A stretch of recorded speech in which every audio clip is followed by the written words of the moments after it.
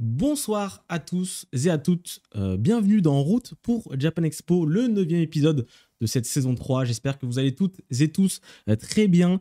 Avant de commencer, on a une très belle émission ce soir, et de très belles personnes autour de moi. Mais avant cela, je vous rappelle de ne pas oublier de follow la chaîne, activer la petite cloche pour ne pas louper les prochaines émissions. On rappelle que l'émission elle a lieu 2 fois par mois, les lundis à 20h. Donc voilà, n'hésitez pas à nous rejoindre sur Twitch et sur tous les autres réseaux sociaux. On rappelle également que l'émission sera disponible en intégralité sur les réseaux sociaux de type YouTube, Spotify, Deezer et compagnie de Japan Expo. Donc voilà, n'hésitez pas à monter dans le train direction Japan Expo. Pour ce soir, on arrive incessamment sous peu à la date fatidique de Japan Expo Marseille. On aura des très belles annonces qui seront faites, des très beaux cadeaux qui seront faits également pendant l'émission. Bienvenue, installez-vous tranquillement. Et évidemment, je ne suis pas seul autour de cette table. Je suis accompagné de Thomas et Jean-François, les cofondateurs de Japan Expo. Bonsoir, messieurs. Bonsoir, mais qu'est-ce qui t'arrive ce soir? Tu es bien solennel, c'est parce que il y a un invité de la marque. Personne à ma gauche qui, voilà, je suis obligé d'être. C'est très chic, c'est très posé.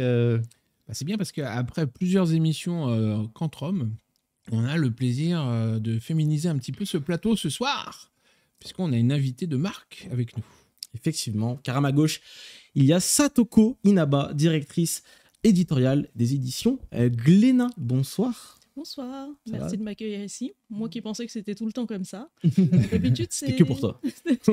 Bon, merci Bah beaucoup. Non, mais il est très très chic. Ouais, oui, bonsoir, mesdames, messieurs, nous allons nous retrouver ce soir. On verra combien de temps ça va tenir au fil de Je vais essayer de l'émission. tenir le rythme. Ça va, tu vas bien, Satoko? Ça va. Je sors du festival d'Angoulême où on a eu des très belles rencontres. Et puis là, je viens vous voir. Donc, en route pour Japan Expo. Effectivement.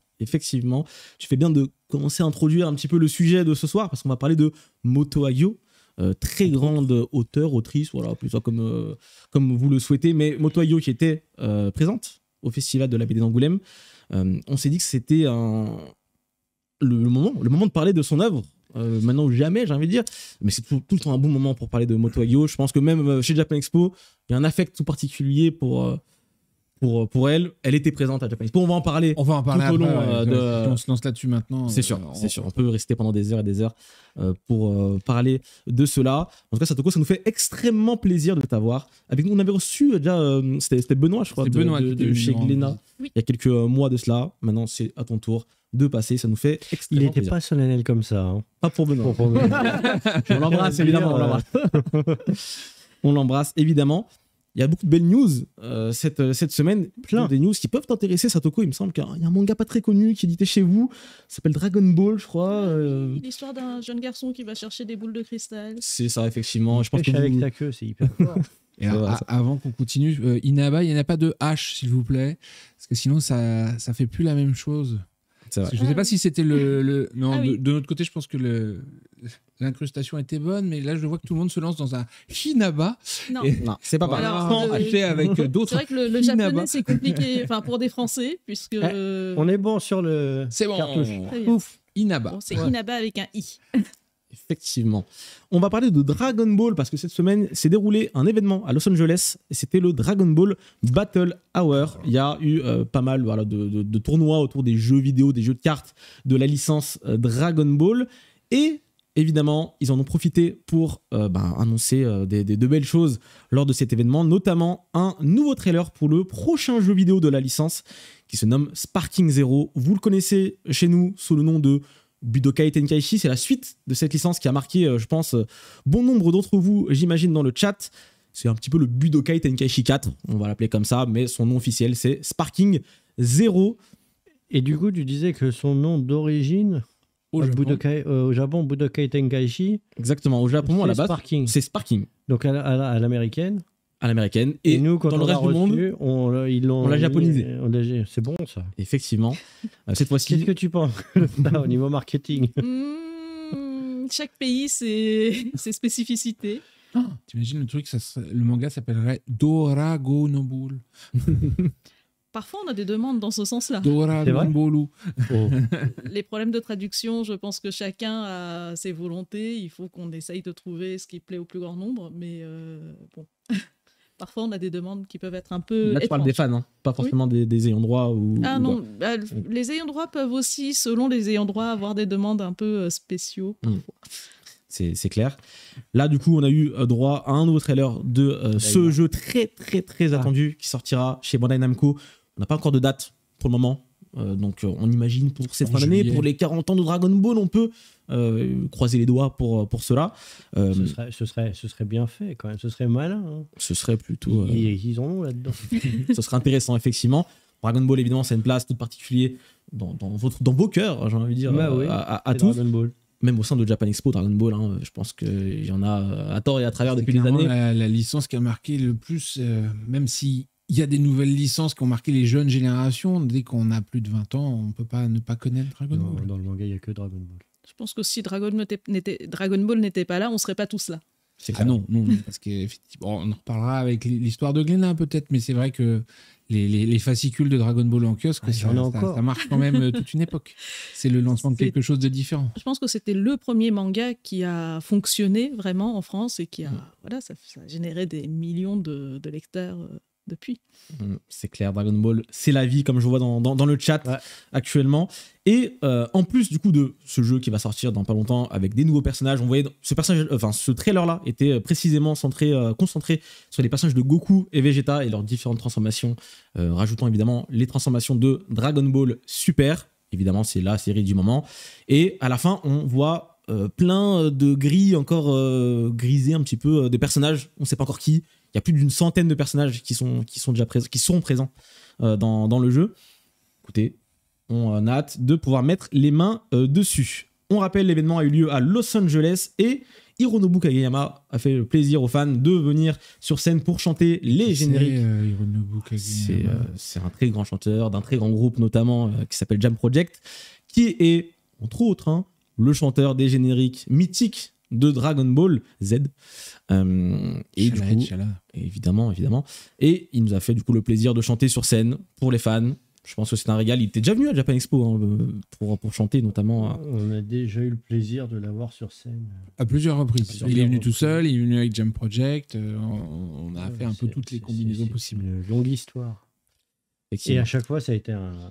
Et effectivement, il n'a pas fait que Dragon Ball parce que tout le monde attend Pegasus Fantasy quand il vient à Japan Expo. Et accessoirement, en plus, il est sympa. Donc, ouais. Il donne de l'énergie sur scène comme d'habitude, donc c'était aussi sympathique à voir parce que tout était streamé aussi sur les chaînes des réseaux sociaux du Dragon Ball Battle Hour et on a pu du coup assister à ce concert notamment et on a un petit peu conclu cet événement là avec le trailer que tout le monde attendait, la news que tout le monde attendait, c'est la nouvelle série de Dragon Ball en animé, c'est Dragon Ball Daima qui sortira en automne de cette année au Japon, peut-être dans le monde, on espère en simultané. On croise les doigts pour cela. Il n'y a encore rien d'annoncé officiellement. Dragon Ball Daima, c'est un petit peu le retour aux sources des débuts de Dragon Ball avec un Goku petit, enfant, qui se bat avec son Nyoibo, son bâton magique. Qu'est-ce que vous en pensez, vous, un petit peu autour de bien. Que du bien. Moi, j'ai bien aimé la deuxième bande-annonce. La première m'avait déjà plu, mais c'est vrai que ça donne envie, ça va donner un vent de fraîcheur un petit peu, parce que c'est vrai que la surenchère de transformation, à force, il n'y aura plus de couleurs pour les cheveux. Je pense que ça peut aussi permettre aux nouvelles générations qui ne connaissent pas encore Dragon Ball de découvrir une Dragon Ball, mais sous une forme neuve, en fait, qui corresponde aux jeunes de l'époque. Au final, parce que Goku enfant, c'est quand même Goku, quoi. Après, j'attends de savoir de quoi ça va parler, parce que je trouve que c'est très joli. Pour l'instant, on n'a pas assez d'informations pour pouvoir... mais c'est beau. Ils vont se battre et ils vont sortir des boules de feu et ils vont gagner à la fin. Dans le trailer, là, on voyait des démons. Effectivement. Très Dragon Quest d'ailleurs dans le Kara Design. Bon, Akira Toriyama évidemment qui Kara Design. C'est bien Dragon Quest. C'est très bien, évidemment. Mais on y retrouve un peu du Dragon Quest. En tout cas, c'est attendu et on a hâte de voir à quoi ça ressemble et effectivement les histoires, effectivement savoir quelles sont les voix, jusqu'où ils sont allés, ainsi de suite. Quoi.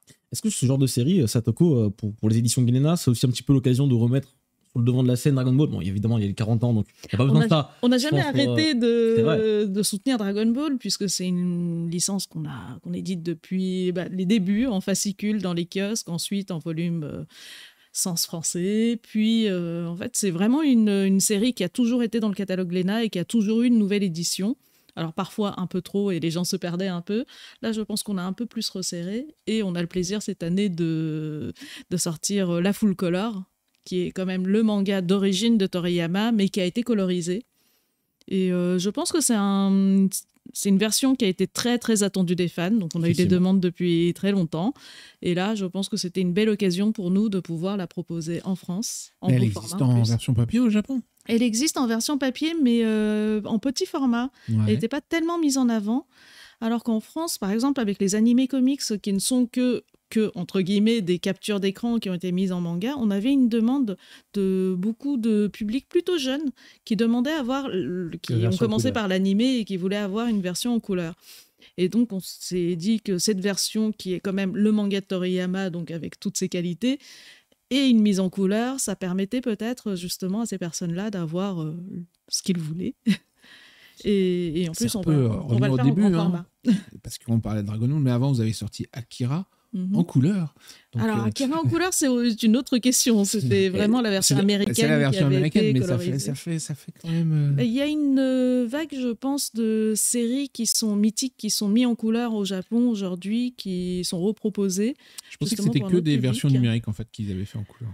Alors, ça dépend. Parce que j'en ai vu, effectivement, oui, il y a des versions numériques, mais quand ils colorisent pour la version numérique, ils en profitent également pour le proposer en papier, puisque c'est aussi demandé par les collectionneurs, les fans. Bien sûr, bien sûr, ça a été réclamé pendant des années, j'en suis sûr. Tu as la date des premiers ou des premiers tomes ? Alors, on a les 2 premiers tomes qui sortent le 20 mars, si tout va bien. Et ensuite, le tome 3 et 4 qui arrivent en mai. Et les autres tomes arriveront un par un, mais tous les 2 mois. Donc, on a évidemment, c'est sorti au Japon, donc on va pouvoir les sortir d'une manière très régulière et avec la traduction bien revue et par Fédoire. Et c'est des tomes de combien de pages ? C'est des doubles tomes. C'est des doubles, d'accord. On a le prix aussi des tomes pour le moment ou pas encore ? Je pense que oui. Alors, on est sur un peu moins de 15 €. On est sur du 14 € et quelques. Et effectivement, c'est du format perfect, c'est du gros volume. Et, si vous avez la réponse dans le chat, on prend. Hein. C'est le même format que le. Donc A5. Donc A5, mais full color encore une fois. Pas totalement A5, mais on est proche du A5. Donc voilà, écoutez, très bonne nouvelle je pense pour les fans, hein, vous le saviez déjà, la full color de Dragon Ball arrive cette année et plutôt que tard, normalement si tout va bien, en mars chez les éditions Glénat. Je pense que les fans seront déjà au rendez-vous, j'en suis sûr, pour l'occasion. C'est les 40 ans de Dragon Ball cette année. Est-ce qu'on peut avoir des choses chez les éditions Glénat cette année ? Est-ce que c'est encore trop tôt ? Alors, comme l'année anniversaire que démarre plutôt vers l'automne, je pense qu'on aura, en tout cas, on essaye de préparer des choses. On aura plus d'infos à vous fournir plus tard, quand on aura tout bien validé et que tout sera bien en place pour pouvoir vous annoncer de bonnes nouvelles. Eh bien, on a hâte. On en parlera sans doute ici. Dragon Ball, c'est spécial. Effectivement, ça a une place plus particulière, dans nos cœurs. Festival d'Angoulême oblige, des annonces autour du monde de l'édition, ici du monde de l'édition, du manga, du webtoon, avec une grosse annonce qui a fait retentir un petit peu le milieu et pas que. C'est Vega Dupuis qui a mis en place un très grand partenariat avec les éditions Kadokawa au Japon. Ça veut dire beaucoup de choses, mais en même temps pas grand-chose. J'ai l'impression que du point de vue des lecteurs, pour le moment, c'est très flou. Globalement, qu'est-ce qu'on peut en dire, vous qui êtes un peu plus... D'un point de vue lecteur, ça va a priori pas changer grand-chose pour eux. Non, ça peut donner accès à des licences qui n'étaient pas forcément prévues chez nous. Et c'est plutôt pas mal parce que c'est un rapprochement qui fait que Kadokawa a souhaité que certains titres se voient édités. Et puis Vega qui était très content de s'associer avec eux. Et donc, je pense que ça va nous permettre peut-être d'avoir certains titres auxquels les Français ne pensent pas toujours, mais que les Japonais ont envie de voir sortir. Parce que Kadokawa, je pense que c'est un éditeur qui n'est pas si connu que ça en France, alors qu'au Japon, c'est le 4e grand éditeur à côté de Shogakukan, Shueisha, Kodansha. Et au Japon, ils ont énormément de titres qui fonctionnent autour du média mix. Donc, ce sont souvent des séries animées qui sont adaptées de romans, de light novels et qui sont ensuite repris en manga. Et c'est quelque chose qu'on n'éditait pas forcément en France. Donc, peut-être que justement, cette association permettra de jouer sur ces licences qui étaient moins connues en France. Une de leurs premières grandes séries, c'était Five Star Stories, qui a quand même attendu quasiment 40 ans pour être édité en France. Donc c'est vrai qu'on voit qu'il y a un décalage entre la place de Kadokawa au Japon et en France. C'est clair. C'est intéressant de voir, pas maintenant, mais comment ça va se développer pour l'avenir. Est-ce que ça voudra dire pour le match? Effectivement, voilà, tu fais bien de le dire, parce que pendant la conférence de presse de Vega Dupuis à Angoulême, ils ont annoncé la réédition de Gundam The Origin, qui était aussi très attendue des fans. C'est une bonne nouvelle, on a hâte d'en voir plus. On n'a pas de date, je crois, pour le moment. Et on espère que ça sera une belle édition, parce qu'il y a une belle édition cartonnaise au Japon qui tape fort. On espère que ce sera de ce niveau-là. Ce qui nous rassure quelque part, c'est que ce n'est pas forcément une relation exclusive, puisque nous, on a toujours au catalogue Evangelion. Et oui, qui est une il n'y a pas forcément très longtemps. Voilà, avec une très belle édition perfecte. Et effectivement, c'est quelque chose c'est un titre qu'on édite depuis ses origines. Donc, on est très heureux de le garder au catalogue. C'est clair, c'est une très très belle série aussi à lire également en manga. Je sais que l'animé aussi est excellent. En manga, il y a aussi un autre point de vue, donc très intéressant de lire et de regarder l'animé. Pour le coup, c'est intéressant parce que c'est pas juste une reprise du manga, c'est deux histoires différentes. Il y a les films qui sont encore totalement différents aussi. Effectivement. Mais la toute dernière version que vous avez sortie est juste magnifique. Donc oui. Faut y aller. C'était compliqué à travailler, mais on a été très heureux de pouvoir l'éditer jusqu'au bout. Et elle est terminée actuellement. Oui. Donc voilà, foncez la retrouver en librairie. On continue et on termine sur l'actualité avec une news qui vient de sortir récemment. C'est une nouvelle plateforme de lecture de manga en ligne. Il s'agit de Manga Nova. Mais qu'est-ce que c'est, messieurs? D'où est-ce que ça sort, Manga Nova? C'est la plateforme de lecture de Kiun, qui vient d'être mis à disposition des gens, qui est, ce que j'ai compris, c'est complètement gratuit. Vous connaissez ce genre d'expérience? On avait déjà commencé avec Glénat Mangamax, c'est une vitrine quelque part de nos... Et je pense que c'est un peu le même principe, c'est qu'on peut y retrouver les œuvres qui sont en simultrade avec Manga Plus, donc les titres Jump. Et alors, du côté de Kiun, je ne sais pas totalement ce qu'il y a dedans. Et sinon, on propose à la lecture tous nos titres pour que les gens puissent les découvrir. Voilà, c'est une plateforme de découverte. Et on verra, c'est tout frais, c'est tout neuf. Donc, allez voir à quoi ça ressemble. Et puis, en simultrade, ils auront évidemment Jujutsu Kaisen, My Hero Academia, qui sont les licences fortes les trucs qui portent, de chez Shueisha. Mais ils ont aussi les licences un petit peu qui produisent en interne, qui seront aussi publiées directement sur la plateforme. Donc c'est gratuit. À suivre, c'est gratuit. C'est sans pub, sans simultrade pour certains titres. Donc il n'y a pas de risque, allez-y. Allez-y. Et Glénat Mangamax, c'est quelque chose qui est important pour vous? C'est vraiment pour nous une librairie, une bibliothèque de découverte pour que sur le site internet qui est Glénat BD, manga tout confondu, Glénat Mangamax, ça nous permet de nous concentrer sur le manga et effectivement de pouvoir offrir un panel de titres qui ne sont pas tous forcément disponibles sous la main. Donc c'est toutes les premières pages de manga en lecture. D'accord. Et classé par genre. Donc c'est effectivement pour découvrir un nouveau titre, je pense que c'est un panel complet, quoi. C'est un bon panel. Alors pas totalement complet, mais pour découvrir les œuvres, effectivement, c'est toujours plutôt sympathique.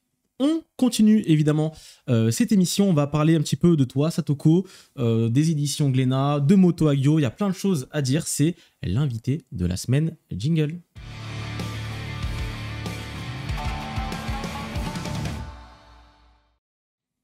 L'invité de la semaine, c'est Satoko, directrice éditoriale des éditions Glénat. Encore une fois, merci d'être venu.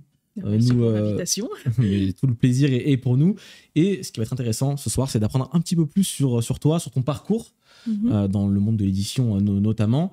Est-ce que tu peux nous raconter un petit peu tes débuts, comment tu as atterri ici là, pour arriver jusque-là aujourd'hui et être directrice éditoriale d'un... Ah, très bien.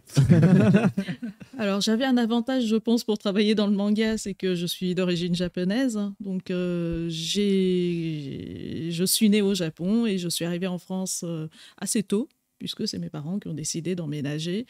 Et à partir de là, je suis arrivée et je me suis rendu compte que avoir mes mangas dans les mains, ça permettait d'avoir des amis. Donc ça m'a aidée. Et à la fin de mes études, je me suis orientée vers des études de maquettiste, graphiste. Et je suis arrivée dans une maison d'édition. Donc évidemment, c'est là qu'on arrive quand on a fait des études de maquette et de graphisme. Et c'était les éditions Tonkam à l'époque qui cherchaient quelqu'un. Et comme je parlais japonais, c'était un petit plus qui m'a permis d'être embauchée là-bas. Après quelques... Et tu faisais le lettrage là-bas ? Je faisais le lettrage des clans, par exemple. Tu as commencé par la technique, en fait. J'ai commencé par la technique. Et à côté de ça, évidemment, comme je connaissais les 2 langues, je pouvais aussi relire des titres. Ah, tu faisais correction en même temps. Voilà. J'avoue, c'est un gros avantage. Quand je voyais des traductions qui n'étaient pas totalement exactes, je me permettais de le préciser. Et voilà. Et au bout d'un moment, on a travaillé sur pas mal de projets intéressants. Il y avait le projet Magnolia, qui était le premier magazine shoujo qui était sorti aux éditions Tonkam à l'époque. Et j'avais eu le plaisir de travailler dessus avec le directeur éditorial Pascal Lafine à l'époque. Et bon, suite à ça, dans l'édition, parfois, il nous arrive de changer de maison. Et je suis partie aux éditions Glénat pour le même poste. À côté de ça, j'étais aussi traductrice en freelance. Donc, je pense qu'à moi seule, je pouvais faire beaucoup de métiers dans le manga. Ah oui, alors, je ne sais pas encore faire marcher les machines d'impression. Donc, je ne peux pas faire un manga toute seule. Donc, prochaine étape, c'est l'imprimerie. J'avais fait un stage en imprimerie, mais bon, je n'avais pas vraiment... Alors, oui, je sais faire des calages, mais je ne sais pas forcément faire fonctionner les machines. Voilà, ça, il y a des spécialistes pour ça, heureusement. Et je ne sais pas conduire les camions non plus. Faire le transport. J'en ferai peut-être.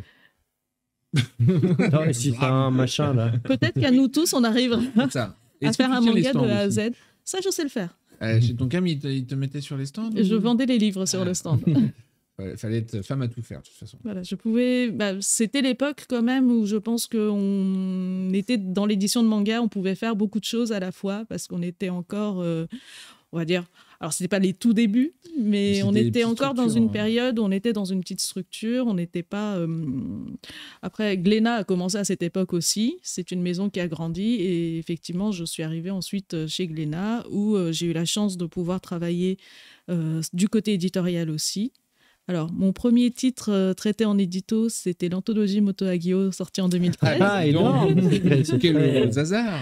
Et c'est thématique. Et voilà, et petit à petit, quand l'ancien directeur éditorial est parti, ils m'ont demandé si je pouvais prendre cette place. Et depuis 2015, je gère la direction éditoriale de Glénat Manga.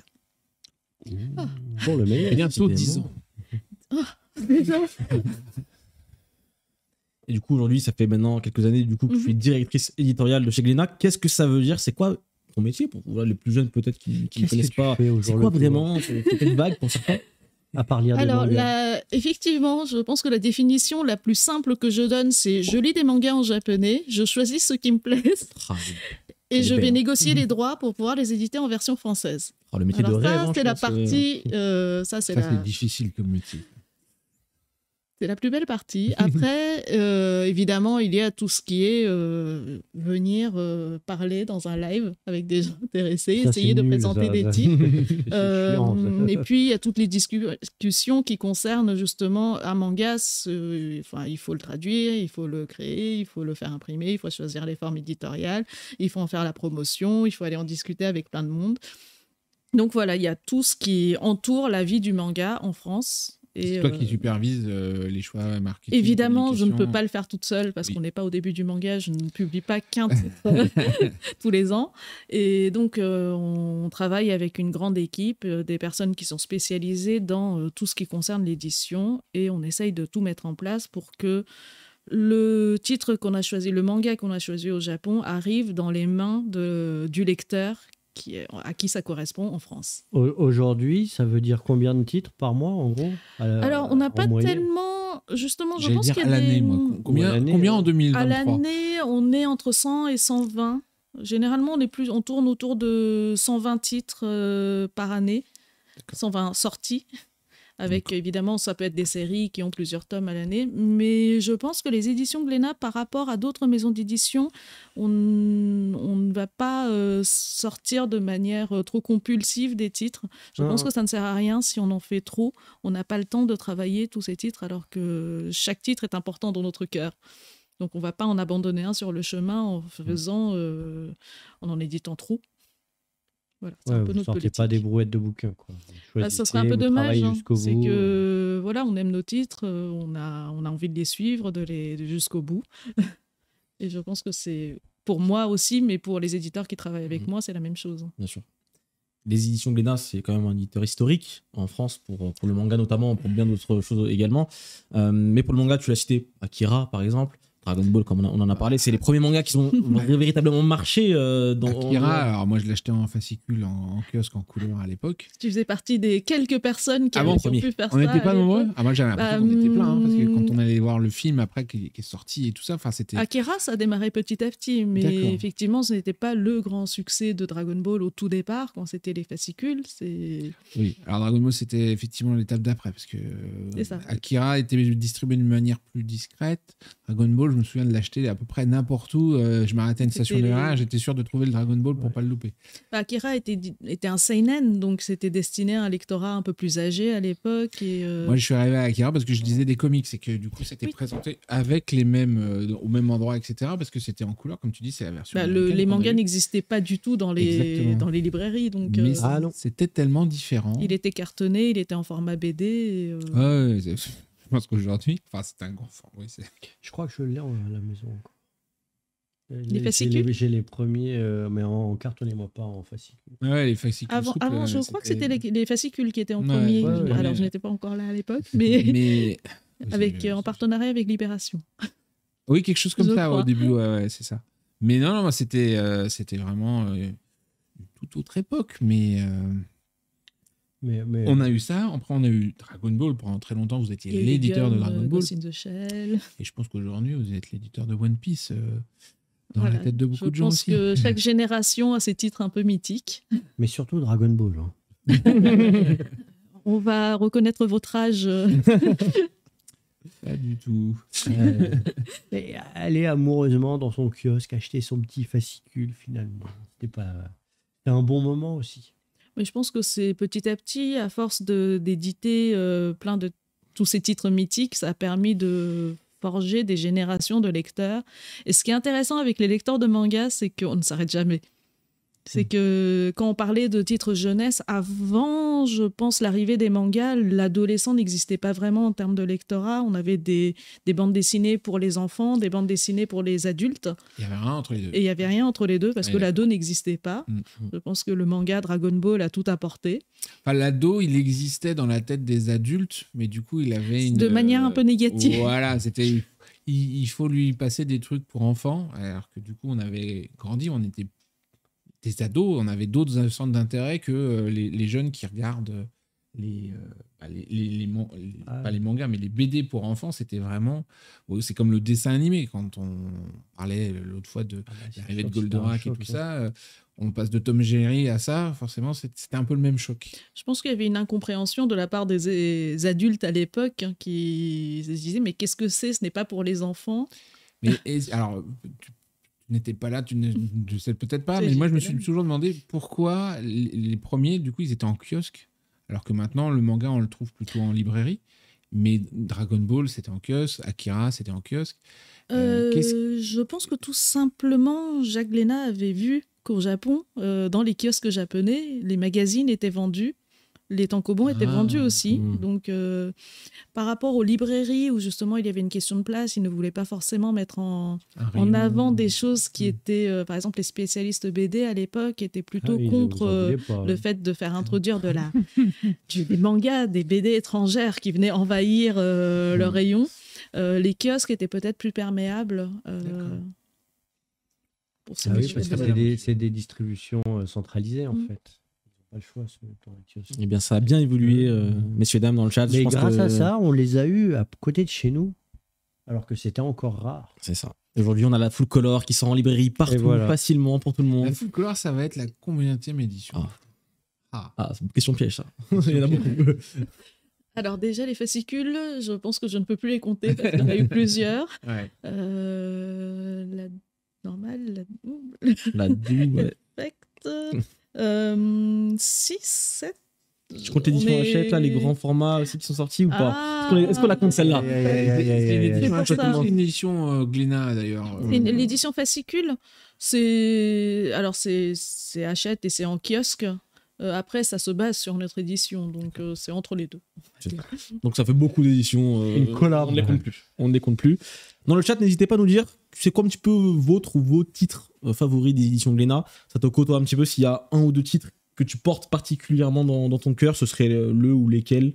Alors, ces 2-3 dernières semaines, je pense que je dois dire Sakamoto Days, parce que les derniers chapitres qui sont publiés en simultrate sont tellement extraordinaires que c'est vraiment le titre que je suis avec plaisir en ce moment. Après, il y a eu... Je ne peux pas oublier One Piece, par exemple, c'est impossible. Tokyo Revenger, c'était un coup de cœur aussi. Tokyo Ghoul, c'était un coup de cœur aussi. C'est très Tokyoïte, quand même. Je ne peux pas. C'est vrai. Tokyo. Il y a Tokyo, Amour et Liberté aussi, si tu veux. Sakamoto Days, donc c'est un titre que tu as choisi toi? Je l'ai choisi avec toute mon équipe parce que, globalement, je ne décide. Alors, parfois, j'ai des coups de cœur et je les fais passer, même si tout le monde est contre moi. Mais Sakamoto Days, c'était vraiment. Alors, j'adorais ce titre, je l'ai montré à tout le monde et chacun est venu me voir en disant mais Satoko, celui-là, il faut absolument qu'on l'édite. On a envie de travailler dessus. Et je pense que ça ne trompe pas, c'est que quand on a énormément de personnes qui veulent travailler sur un titre, c'est que c'est quelque chose qui... C'est bon signe, ouais. Ouais, c'est un très bon signe. Effectivement. Ce soir, nous sommes là également pour parler de Moto Hagio, qui était présente au Festival international de la BD d'Angoulême. Donc, peut-être certains d'entre vous dans le chat, vous avez eu le plaisir de la rencontrer. Si vous avez eu cette chance-là, toutes mes félicitations. Elle est venue grâce notamment aux éditions Akata et grâce au festival évidemment d'Angoulême. Très belle exposition qu'on a pu, à laquelle vous avez pu peut-être aussi assister et voir. Les évidemment masterclass qui étaient ouvertes au public notamment, je pense que ça a dû en ravir plus d'un. Et on va pouvoir parler un petit peu de l'œuvre de Moto Hagio, qui est une des premières artistes féminines à avoir bouleversé les codes un petit peu du shoujo, du manga à sa sauce. Déjà, tout d'abord, Moto Hagio, c'est aussi édité chez les éditions Glénat. Récemment, il y a eu du coup les intégrales. Les anthologies. Les anthologies, excusez-moi. Les anthologies. La nouvelle édition de l'anthologie. Des anthologies. Des anthologies de la rêverie et également de l'humain. Est-ce que tu peux peut-être un petit peu nous introduire un petit peu ces titres-là? C'était un des premiers titres sur lesquels tu avais travaillé. Effectivement. C'est aussi pour ça que tu es là. C'est facile. Moto Hagio, je pense que c'est le premier manga que j'ai lu de ma vie, puisque ma mère déjà lisait beaucoup de shoujo de l'époque et c'est les premiers mangas que j'avais dans les bibliothèques chez moi. D'accord. C'était lequel, le premier Moto Hagio que tu as lu, tu te souviens? Alors, comme elle avait un peu l'intégrale de ses œuvres à l'époque, alors des titres qui étaient sortis avant les années 80, j'imagine, vu l'époque, mais non, je pense qu'il y avait beaucoup de titres qui sont dans les anthologies et qui m'ont marqué. Effectivement. et pour justement, c'était en 2013 qu'on a édité cette anthologie pour la première fois, alors dans un format un peu plus petit, en coffret. Et c'était un challenge pour nous. C'était à l'époque où on essayait de publier pas mal de titres mythiques japonais, comme Ashita no Jo, par exemple. Cyborg 009. Voilà, qui sont des titres qui sont très connus au Japon. Donc, Moto Hagio était aussi dans cette lignée. À l'époque, effectivement, on a eu pas mal de retours d'intérêt de la part de la presse, mais au niveau des lectorats et des libraires, on n'était pas encore... on va dire que les anciennes éditions étaient un peu plus difficiles à mettre en place. Mais par contre, on a eu la confiance de Shogakukan à l'époque qui nous ont laisser choisir les titres à mettre dans cette anthologie. Donc ces anthologies ne sont pas des versions qui existent au Japon. D'accord. C'est une sélection tout à fait française et tout à fait personnelle pour moi. Je me souviens d'avoir discuté avec l'ancien directeur de collection qui disait on a pris les meilleurs et puis on laisse le reste aux autres. Non, je pense que la réflexion à l'époque, c'était vraiment, c'est une autrice qui n'avait pas du tout été publiée en France. Mais là, comment dire, elle travaille dans des genres tellement différents, elle peut parler de tous les sujets. Elle est dans le shoujo, mais effectivement, elle ne va pas juste parler d'histoire d'amour, elle va parler de SF, de fantasy, de saga vampirique, de saga vampirique, de sujets sociaux, de problèmes avec sa mère, d'histoire. Et voilà, on a essayé de sélectionner des œuvres qui étaient très variées, des one-shots qui étaient très variés dans les anthologies pour pouvoir présenter un peu un panel de tout ce que cette autrice pouvait nous offrir. Donc c'est une belle porte d'entrée finalement pour découvrir l'auteur. Ce sont 2 portes d'entrée d'ailleurs, puisque même dans les anthologies, on peut choisir entre... de la revue. De la rêverie. Et de l'humain. De l'humain qui se base plutôt sur des histoires dans la réalité, qui sont ancrées dans notre réalité, donc des sujets plus de société ou sur l'humain. Alors que de la rêverie parle plutôt, on est sur des titres SF, fantasy, voilà, qui vont dans des mondes un peu séparés. Moi, le premier titre de Moto Hagio que j'ai connu, c'est Nous sommes 11, mais via sa version adaptée en animé qui était sortie aux États-Unis sous le titre They Were 11. Et c'était une claque pour moi en fait. Et j'ai découvert après que le manga était assez différent de l'animé parce qu'effectivement il est beaucoup plus shoujo, mais ça a une approche de la SF qu'on connaissait pas du tout. Et j'ai retrouvé ça aussi avec Keiko Takemiya et d'autres grandes dames comme ça qui, peut-être aussi pour se faire lire par quelques jeunes garçons, parce qu'à l'époque, la place du shoujo, c'était pas facile. Je ne sais pas si c'était pour se faire lire par des garçons, mais en tout cas, elle s'intéressait à la SF. Moto Hagio disait que c'était Ursula Le Guin qui l'avait beaucoup inspiré pour Il était 11.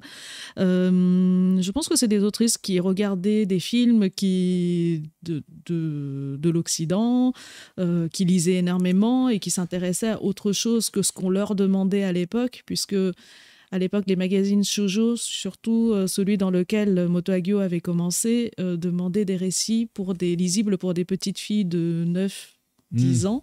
Et on lui disait, non, tu ne vas pas faire l'histoire d'un jeune garçon qui pousse sa mère par la fenêtre, qui est dans l'autre anthologie d'ailleurs. Et elle disait, mais moi, je veux juste faire une belle histoire. Et elle ne comprenait pas forcément, justement, cette appréhension que les éditeurs avaient à l'époque de publier des histoires qui étaient destinées à un lectorat plus âgé. Puisque c'était une époque où on disait aux enfants, elle-même a entendu de la part de sa mère, mais tu es grande, tu ne vas pas lire des mangas, c'est pour les enfants. Ouais, je crois qu'on l'a tous entendu celle-là, hein, mais... Alors en France, on l'entendait, mais au Japon aussi, c'est plus dans les années 60-70 qu'on avait ce genre d'approche. Ils ont un peu changé après, mais je pense que voilà, Moto Hagio, Keiko Takemiya, toutes les Toshie Kirara, Ryoko Yamagishi, toutes ces autrices ont contribué à changer un peu l'image du shoujo et du manga. Ouais, et de la lecture des filles. Enfin, c'est à la fois ce qu'elles ont fait et les j'allais dire les consommatrices, c'est pas le bon terme, mais les lectrices qu'elles ont produites. C'est que d'un coup, les filles se sont retrouvées avec des histoires où on parlait pas forcément d'histoires d'amour, de machin, de trucs, de gna-gna. Là, on était dans de la SF, et quand on était dans la SF, on y était à fond. Dans la fantasy, on y était à fond, et ainsi de suite. Après, mai 68 est passé par là aussi au Japon. Et c'est ça, il y a une forme d'émancipation par la thématique, en fait, qui a accompagné toutes ces lectrices. Et je sais, enfin, pour en avoir parlé avec ma femme à moi, qui est japonaise, c'est ce qu'elle représente, Moto Hagio. C'est-à-dire, elle fait partie des auteurs qui ont ouvert comme ça des possibilités, en fait, parce qu'elle parlait de tout indépendamment, mais toujours traité dans quelque chose qui était très reconnaissable pour elle en tant que manga de shoujo, en tant que manga pour filles. Beaucoup de femmes, justement, à l'époque de Moto Hagio, ne lisaient pas forcément de manga, mais lisaient Moto Hagio, par exemple. parce que justement, elle s'intéressait à des thématiques qui étaient autres que ce qu'on montrait dans le manga shoujo. Parce que même aujourd'hui, on a plusieurs types de mangas, mais il y a le shoujo qui est resté très classique, et il y a des autrices qui essayent de parler d'autres sujets, comme Moto Hagio. C'est ça, vous l'aurez compris, Madame Hagio est... c'est une personne très très importante, même pour la société japonaise, si je comprends bien. Même les femmes. Ça lui plairait beaucoup de se faire appeler Madame Hagio. Si un jour tu la croises en interview, vas-y. Je le ferai avec plaisir. Mais en tout cas, elle a une place très importante, de ce que j'entends quand même, même dans la société finalement japonaise, pour les jeunes filles de l'époque. Elle fait partie du club de l'an 24 qui est connues pour avoir révolutionné le shoujo, quoi. Et elles sont toujours citées. On parle beaucoup d'Osamu Tezuka pour le manga en général, mais c'est vrai que elle, dans tout ce qui était... on parlait, par exemple, l'autre fois, on parlait de Tetsuya Chiba. Il faut voir que pendant longtemps, le manga pour filles était dessiné par des garçons. Et elles se sont vraiment imposées là-dedans. Elles ont amené des nouvelles façons de raconter les histoires, des nouvelles histoires. Et c'est ça qui a vraiment fait aussi leur culte, hein, parce que elles sont vraiment érigées au statut de légende, je pense. C'est intéressant, par contre, quand on entend parler Moto Hagio, c'est qu'on a tellement entendu parler de ces femmes mangaka qui étaient toutes dans le même groupe. Elle dit, moi, en fait, je n'ai pas conscience de ça. Moi, j'ai fait mon manga dans mon coin. J'ai toujours fait ce qui m'intéressait. Et tout d'un coup, on me dit... On en a vite fait un club. C'est tellement mangaka comme réponse. Oula, vous savez, je fais mes plans. Non, mais je pense qu'ils ont peut-être voulu transposer un petit peu ce qui s'était passé avec Tezuka, qui avait sa maison où il amenait tout plein de mangaka. Et en fait, on a pris des femmes qui travaillaient dans le même milieu à la même époque, mais qui n'avaient pas forcément systématiquement des relations. Alors Keiko Tekamiya et Moto Hagio, elles étaient en coloc, donc ça allait, mais il y en a beaucoup qui sont dans le club. Mais alors après, je pense qu'elles se connaissaient. Elles disaient qu'à l'époque, comme il y avait tellement peu de femmes qui dessinaient du manga, que dès qu'elles en connaissaient une, elles s'écrivaient, elles s'échangeaient des lettres, elles se racontaient ce qu'il fallait acheter comme matériel pour pouvoir dessiner.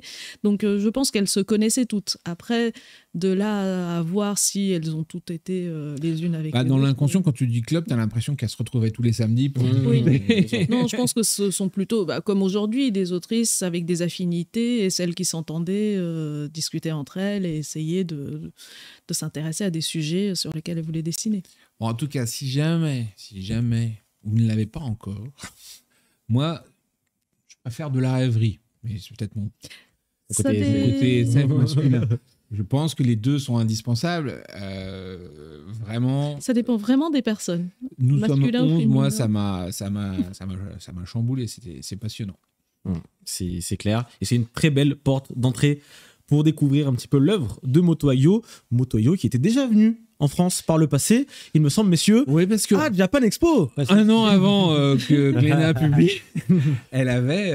Ce qui est génial, donc on est tous d'accord pour dire que c'est une légende, mais en même temps, elle a une forme de simplicité en tant que créatrice, et elle a beaucoup œuvré dans l'édition indépendante au Japon, et notamment, elle a été présente à Japan Expo, mais nous, on le savait pas. C'est qu'elle est venue. Voilà, des photos sur le festival. 2012. Alors, on a fini par l'apprendre, et du coup, on allait la voir en disant « Bonjour, madame ». Et elle est venue avec... Vraiment ou c'est un peu... Voilà, et elle est venue avec des doujinshi, quoi. Enfin, avec des publications qui ont été... Mais elle n'était pas dans le coin jeune créateur ou... Si, elle était chez les amateurs. Et du coup, elle a sorti 3 bouquins en français avec des dames... japonaises vivant en France qui ont traduit, ils ont tout fait en amateur, quoi. Et il y a ces 3 bouquins qui ont été trouvés. Et pour l'histoire, moi, on me les a offerts parce qu'ils ont été trouvés sur une brocante, quoi. C'est quand on dit que nous, on était vraiment au courant de rien. Alors Thomas, ça va te faire plaisir, et ça m'a fait plaisir, mais dans la réédition, c'est même indiqué que les titres de Madame Hagio sont difficilement trouvables, et qu'il y a eu effectivement à Japan Expo une édition spéciale, tu vois, c'est marqué, il y a une petite note. Oh. On va la biffer au stabilo dans tous les bouquins à la main. Mais c'est vrai que ce n'est pas la seule auteure à nous avoir fait cette petite surprise à venir, soit par le biais d'un stand amateur, soit par le biais stands professionnels qu'ils prenaient auprès d'agents japonais, mais sans jamais qu'on soit au courant, nous, en tant qu'organisateurs. Donc visitez bien le festival quand vous venez. Cette année, vous avez des personnes aussi qui font ça? Ouais, l'année dernière, il y avait Inoue Takehiko. Cette année, je crois qu'il y a Toriyama qui vient pour voir comment se passent les 40 ans. Comme ça, mais c'est dans le passé, mais du coup, il y avait eu il y avait eu l'auteur de Muscleman. Yude Tamago était venu, ouais. Mais pareil, c'était un stand. Mais le mec Toshio Maeda, il avait ses originaux, Toshio Maeda, et pareil, il est venu en autonomie. Donc voilà, il faut se promener dans les allées. Il y a toujours des trucs un peu surprenants qui se passent. Après, ça leur permet d'être relativement libres de leur mouvement, donc peut-être que certains auteurs préfèrent venir comme ça. Je pense que c'est plus relax pour eux, parce que... jusqu'à ce que les gens se rendent compte. Oui, ça peut être... Ouais, là, malheureusement, en 2012, je pense que même en sachant qu'il y avait Moto Hagio, il n'y a pas non plus un mouvement de foule parce que elle n'était pas connue du public français. Non. Et il n'y a que moi qui l'a regardé du coin d'œil. Oui, on nous appelle une stalkeuse japonaise. J'ai essayé de me montrer... Vous voulez bien être édité chez un éditeur français? Je connais quelqu'un. Malheureusement, j'étais déjà chez Glénat, donc j'étais digne. Je regardais juste en disant, mais c'est vraiment Moto Hagio qui est là? Bon, en tout cas, voilà, vous l'aurez compris, Moto Hagio a été présente à Japan Expo en 2012. On espère peut-être la revoir un de ces quatre, un jour. Elle revient quand elle veut, je pense aussi. Elle a les portes grandes ouvertes à la maison. Quand elle veut. Avec plaisir, je n'en doute pas. Si Glénat n'était pas effectivement impliqué dans la venue de Moto Hagio à Angoulême, ça ne t'a pas empêché, toi en tant qu'éditrice, mais aussi en tant que fan, de visiter l'exposition et d'assister à la masterclass. Est-ce que tu peux nous raconter un petit peu ton expérience Sur la masterclass, j'en ai déjà parlé un peu tout à l'heure, mais effectivement, c'était un grand moment où...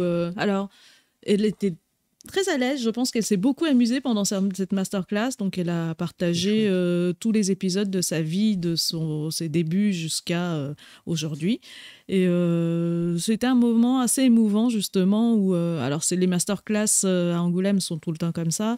Mais effectivement, on a vraiment pu partager un grand moment avec cette autrice qui nous a raconté les détails de ses phases de création dans les principales création de sa vie. Et l'exposition, elle était incroyable. On a vraiment eu droit à des planches originales donc, qu'elle a conservées depuis ses premières époques. Donc moi, j'ai eu le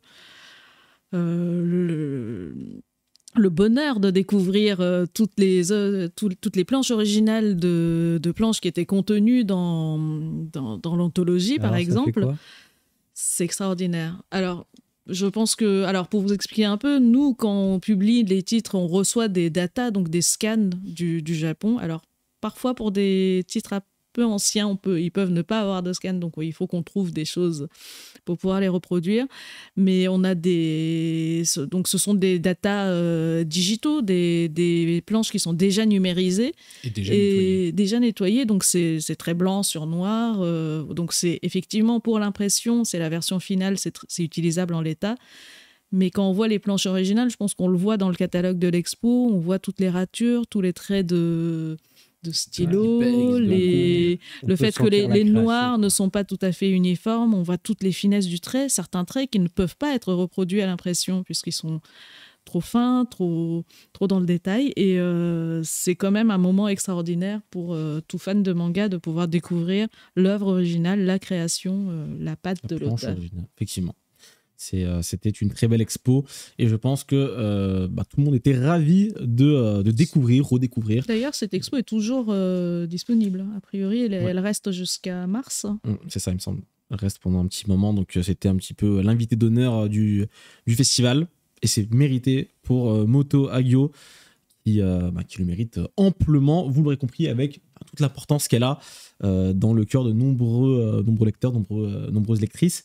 Et chez les éditions Glénat également. Est-ce qu'on peut imaginer peut-être des titres inédits à l'avenir de Moto Hagio? Alors, j'ai vu que Akata avait annoncé des nouveaux titres aussi, donc c'est très bien. En fait, elle a tellement toutes ses œuvres sont cultes.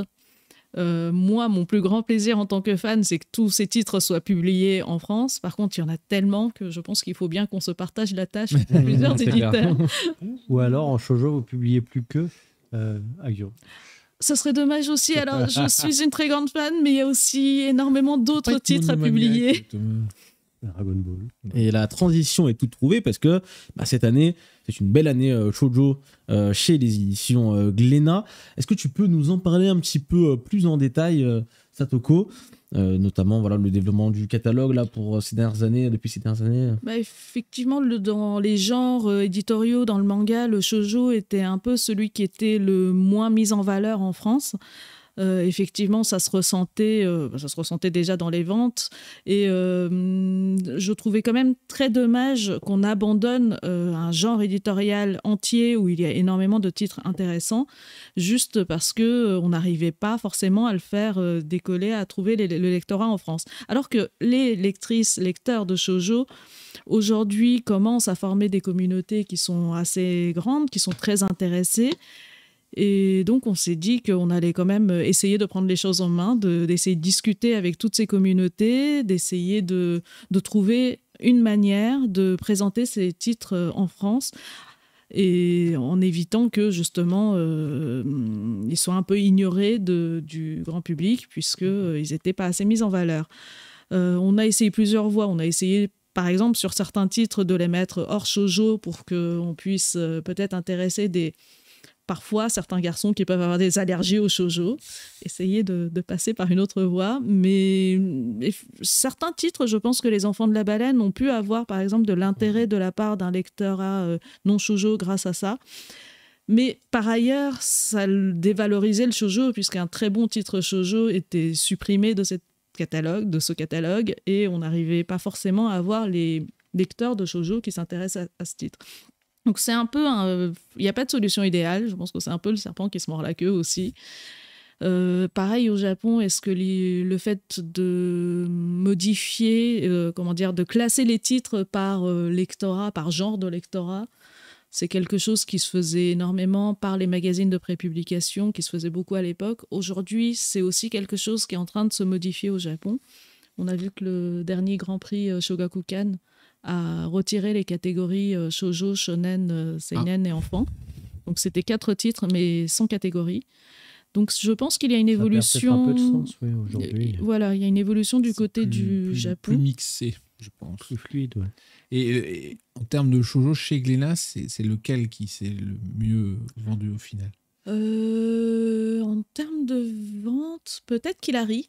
Killary à l'époque, qui était quand même, il y avait une adaptation animée et on a une génération Killary, je pense, qui s'est intéressée au shoujo par cette voie-là.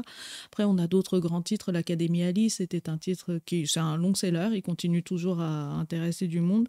Et là, effectivement, on commence à proposer de nouveaux titres dans une collection qu'on avait intitulée Shoujo Plus, dans lequel on a voulu sortir un peu de notre collection rose, entre guillemets, pour pouvoir proposer différents types de shoujo. Pas forcément les titres les plus connus ou les plus attendus par le public, mais de proposer différents titres pour que...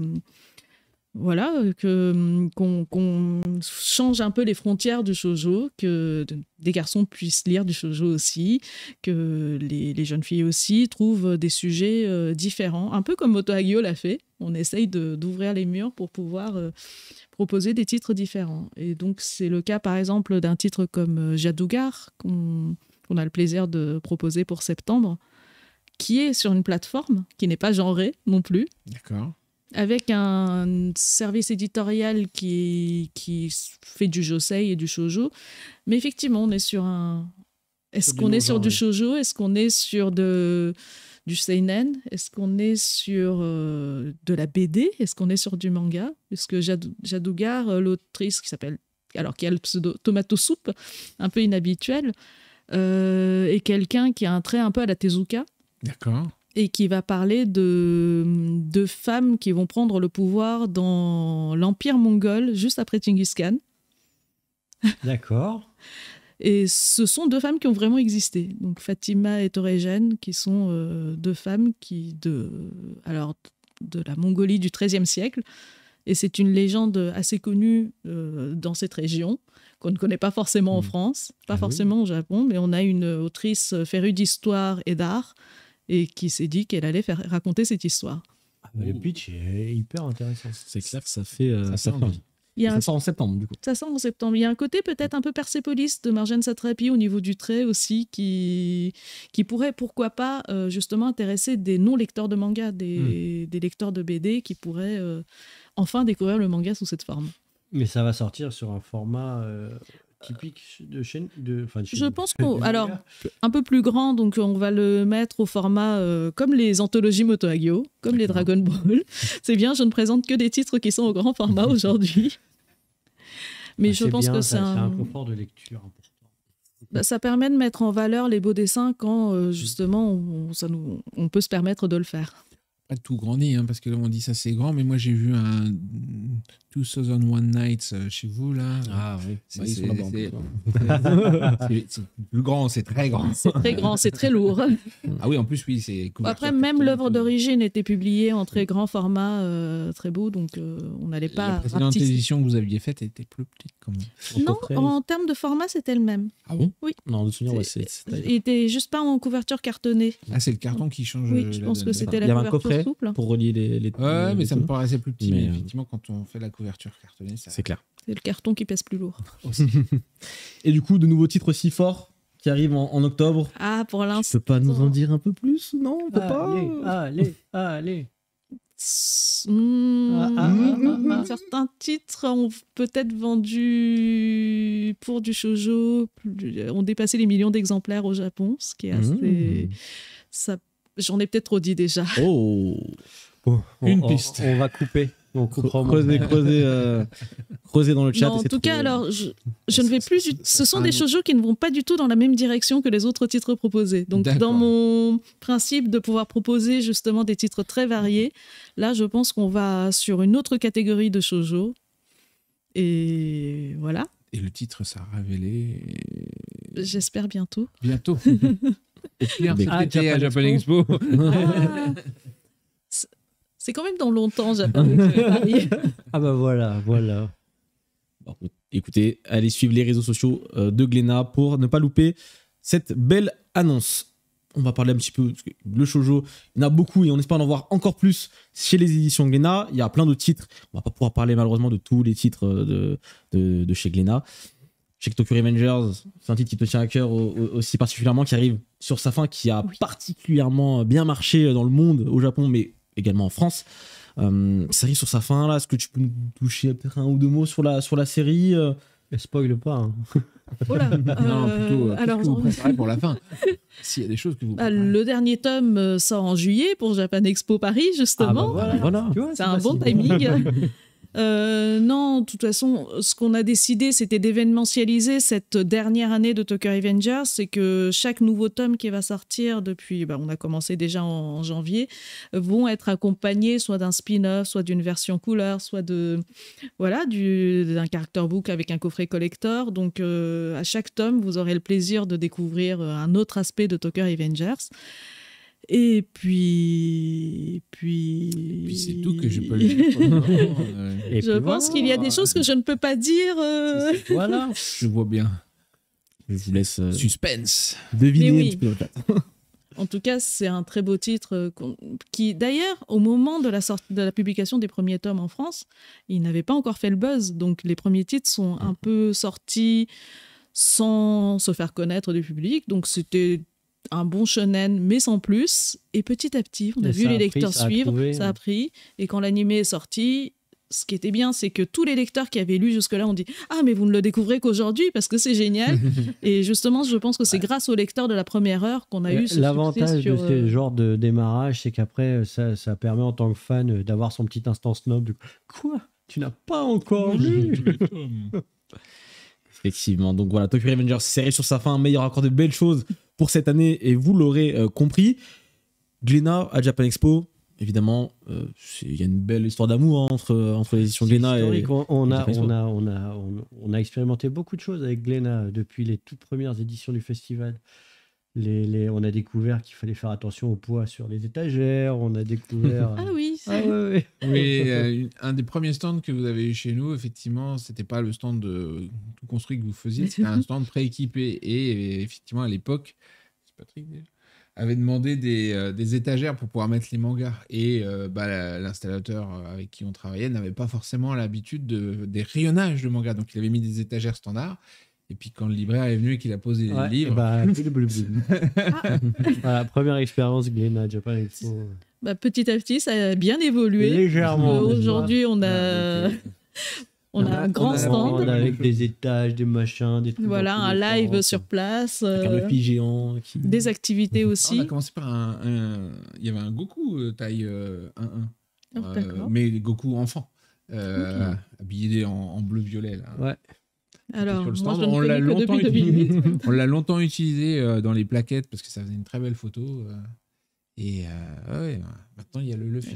Voilà. Oui, il y a le Luffy qui sert un peu de point de rendez-vous. Si vous vous perdez dans Japan Expo, je pense que le chapeau de paille est visible de loin. C'est ça, exactement. C'est clair. Et du coup, sans trop de surprise, Glénat sera présent quand même cette année à Japan Expo. Alors, je l'espère. Vous nous autorisez à venir ? Nous, on autorise tout le monde. C'est quand vous voulez, où vous voulez. Mais oui, nous, on est hyper contents. Mais c'est vraiment un partenaire historique du festival, aussi loin que je m'en souviens. Enfin, c'est... on parle de les étagères, là, c'était au CNIT. 2003, je crois. Voilà, donc, c'est... Maintenant.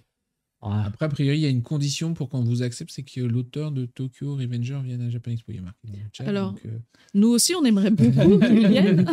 Des fois, il y a des conditions que tout le monde veut, mais pas les Japonais. Ça dépend, oui, effectivement. Faut qu'il soit disponible aussi. Les invitations d'auteurs, c'est quelque chose qui nous fait énormément plaisir à organiser, mais ce n'est vraiment pas simple. Ah non. Eh bien, écoutez, on va croiser quand même les doigts pour le retrouver un jour à Japan Expo.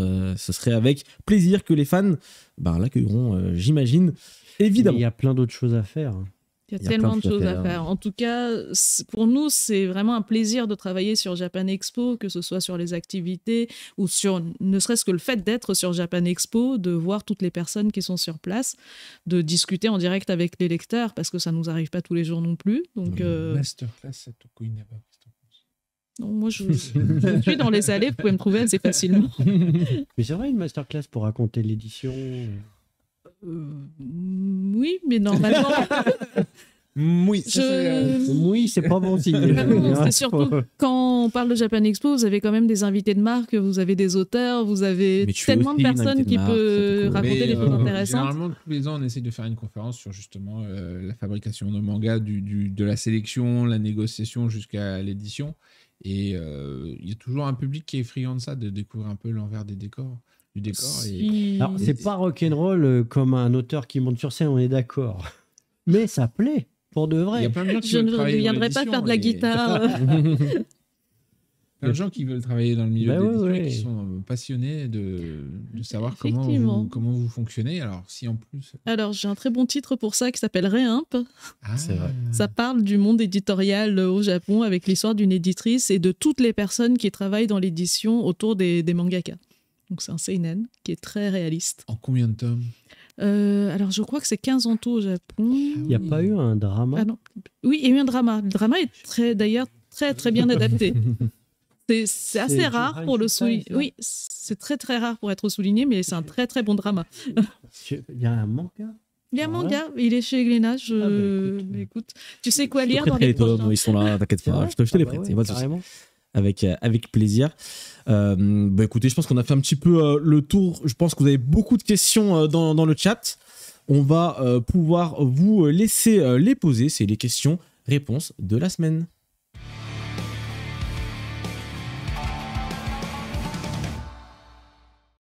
Là, on est parti pour les questions-réponses dans le chat. Vous pouvez poser toutes vos questions, que ce soit à Satoko des éditions Glénat ou à Jean-François et Thomas de Japan Expo. Et évidemment, la question qu'on ne pouvait pas louper, mais il faut le faire, c'est les tickets zen. Moi ? Oui. Non, cette semaine, c'est toi. Ah bon ? Alors, le prix et la date des Zen de Paris. Donc, on en parlait il y a 15 jours. C'est un projet titanesque que de refaire toute la billetterie de Japan Expo. On avance. Demain, on a une grosse livraison. Et du coup, si les tests de la semaine sont concluants. Il y a des chances que semaine prochaine, on puisse lancer ça. Mais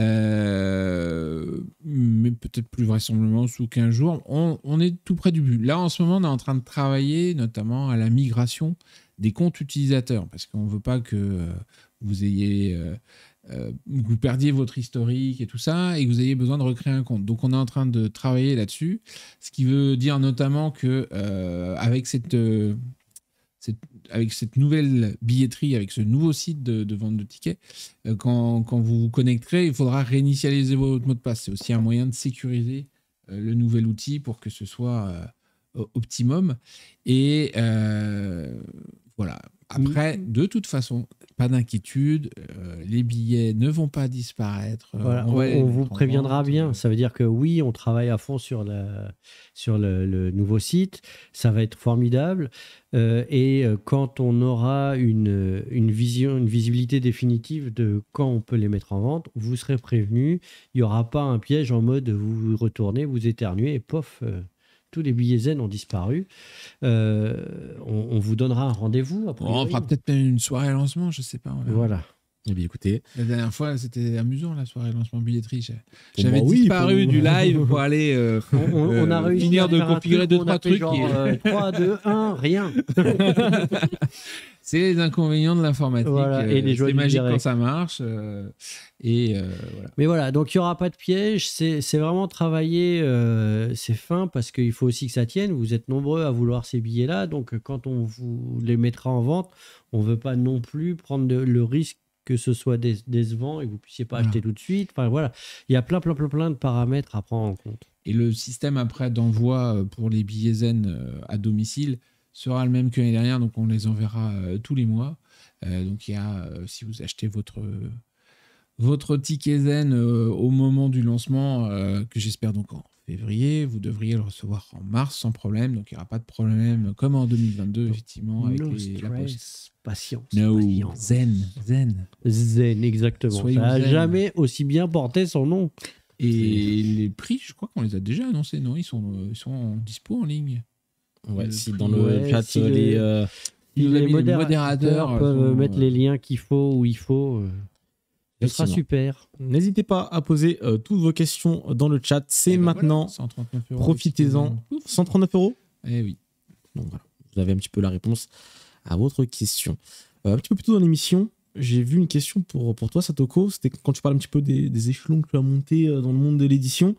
Et on te demandait un petit peu comment ça se passait vraiment, comment on peut passer des postes avec lesquels tu as commencé jusqu'à directrice éditoriale, surtout chez Glénat. Alors moi, j'ai un parcours un peu atypique, donc je ne suis pas sûre que ça serve de modèle à beaucoup de personnes. Dans l'édition, ce qui est assez fréquent, ce sont des personnes qui ont fait des études d'édition, justement, qui s'intéressent au manga et qui postulent à des postes d'assistants éditoriaux pour commencer.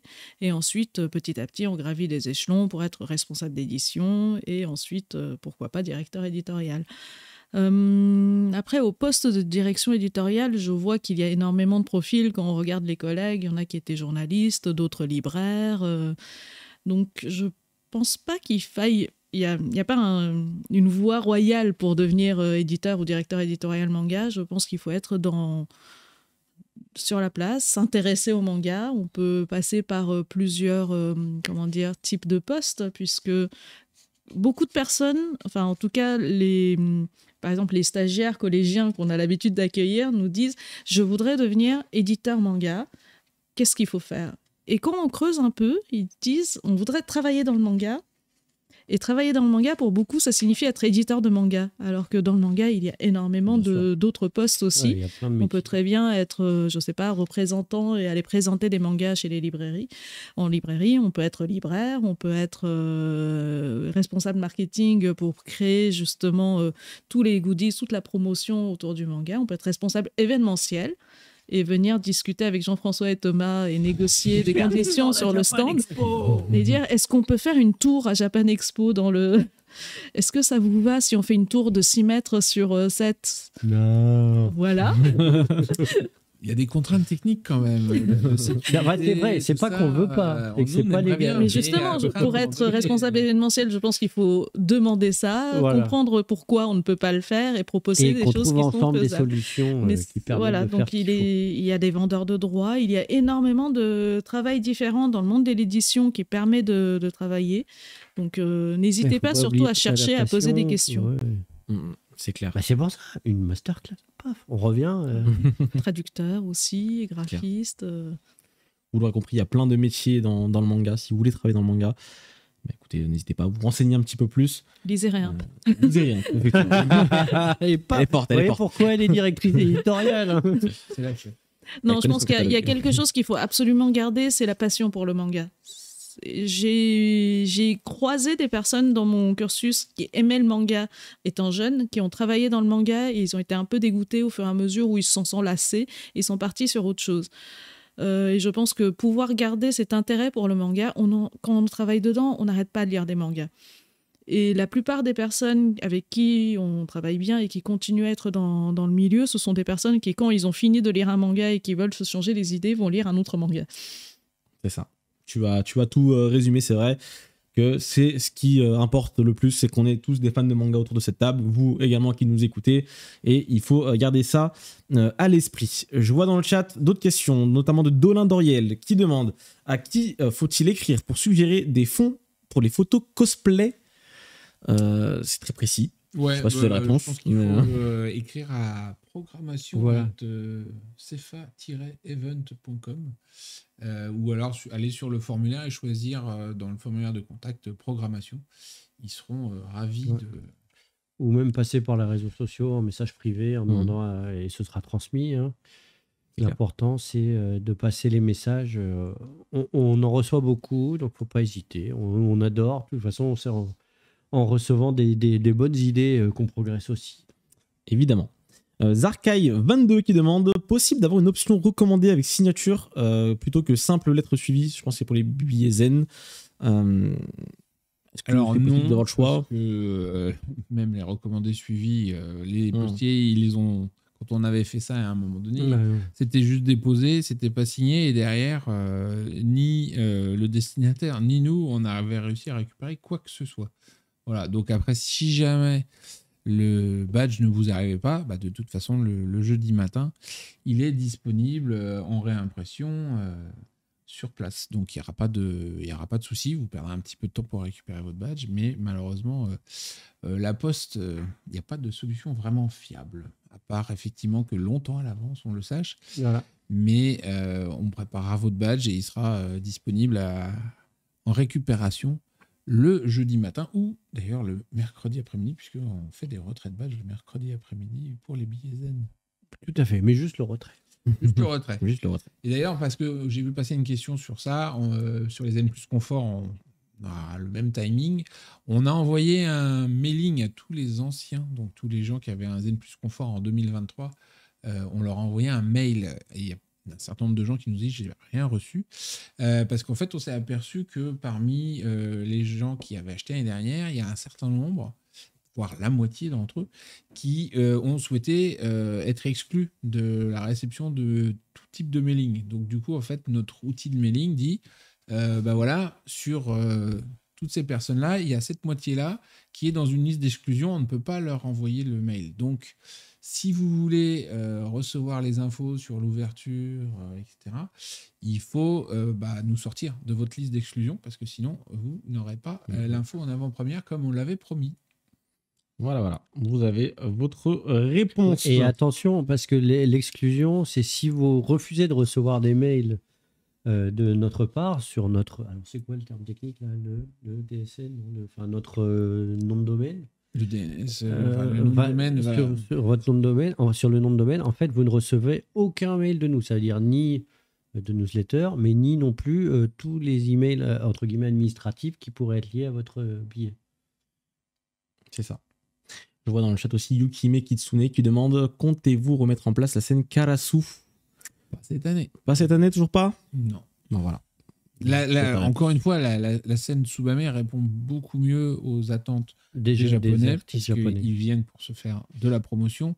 Et donc, vous proposez un concert dans une salle qui est à l'écart, fermée, etc. Ça ne répondait pas à leurs attentes. Et depuis qu'on a mis Tsubame, ceux qui ont connu avec et sans Tsubame sont largement en faveur de l'option Tsubame qui est au milieu du public, qui permet de d'attirer l'attention. D'attirer l'attention et les fans les trouvent quand même là. Donc on a quelques concerts qui se font effectivement dans des scènes comme Ichigo, où on est même en train de réfléchir là par exemple pour Yuzu, avec du coup cette option logistique forte qui serait de enlever les chaises pour pouvoir faire une prestation de concert. Il y a beaucoup de chaises, ça a l'air rien comme ça. Beau challenge. Je rappelle par contre qu'au Japon, la plupart des concerts se font sur des chaises assises. Même au Tokyo Dome. Voilà, donc on est Japan Expo jusqu'au bout des doigts et jusqu'au bout des chaises. Et voilà, vous avez vos réponses. On va quand même vous faire gagner un beau cadeau ce soir. Et vous l'aurez compris, on a parlé un petit peu de Gundam en début d'émission. On s'est dit que c'était l'occasion de vous faire gagner 3 coffrets Moby Suit Gundam The Origin de All the Anime qui nous fait le plaisir de vous offrir ce beau cadeau. Pour participer, c'est simple. Vous écrivez dans le chat Gundam, Gundam, tout simplement. Il y aura 3 gagnants qui gagneront du coup ce magnifique coffret. On rappelle, voilà, The Origin, c'est c'est le préquel de la série d'origine. Une très bonne porte d'entrée également. Le préquel de la première série. On a montré le visuel ou pas ? Pardon ? On a montré le visuel. On n'a peut-être pas montré le visuel, mais on va vous le montrer dans quelques secondes. Voilà, vous tapez Gundam, vous avez très vite compris comment ça marche ici. Voilà, vous avez le coffret très beau. Merci à Audi Animé pour cette opportunité. Et alors, il y avait une petite dernière question que je voulais prendre parce que ça m'intéresse à titre très personnel, puisque Doline Doriel disait « C'est possible de mettre Tsubame très loin des vestiaires cosplay, c'est insupportable. L'année dernière, on a déjà la scène Kitsune qui nous hurle aux oreilles. Ça suffit, merci. » J'aurais rêvé faire ça, mais notre responsable cosplay m'a dit « Vous êtes fous, il faut que le vestiaire cosplay soit à côté de la scène Kitsune, on en a besoin, c'est indispensable, les cosplayers ne comprendraient pas. » Donc, si vous avez un avis contradictoire, on sera très intéressé d'étudier l'option parce que effectivement, les vestiaires cosplay peuvent se trouver à différents endroits, mais il semblait que ce soit là ou nulle part de la communauté allait dans ce sens-là. Et Gundam, ça prend un N, pas 2 M. Rappelez-le. Rappelez-le, les cosplayers ne comprennent pas. Mais on ne veut pas le frapper, on veut récupérer de l'information. Pourquoi tout de suite passer en mode on fera peut-être un petit sondage sur nos réseaux sociaux pour savoir effectivement si la communauté cosplay a des souhaits d'évolution au niveau du vestiaire, parce que effectivement ça peut être intéressant pour certains, mais si la majorité préfère que le vestiaire soit situé à un autre endroit, on verra ce qu'on peut faire. Très bien. Et écoutez, en toute amitié, avec le sourire, n'est-ce pas, Doline Doriel? Mais écoutez, messieurs, merci beaucoup. Merci Satoko pour toutes vos réponses aux questions. Encore une fois, chaque semaine, enfin toutes les 2 semaines du coup, on répond à vos questions. N'hésitez pas. Si vous en avez encore, gardez-les pour la prochaine émission et on y répondra avec plaisir. Encore une fois, on rappelle, vous tapez Gundam dans le chat pour gagner. Il y aura 3 gagnants. Un magnifique coffret. Gundam. Exactement. Comme c'est marqué dans le chat, sans le M, je vois un qui a fait là. Au moment où je dis ça, je vois un mec qui a fait. Il y a un Gundam qui a fait une faute. Bon, c'est pas grave. Ça, c'est le Gundam Style. C'est différent. Gum, c'est pas. C'est un autre manga. Alors, hop là. On va quand même continuer et conclure l'émission avec le moment que vous attendez tous, c'est les annonces de la semaine. C'est parti, jingle.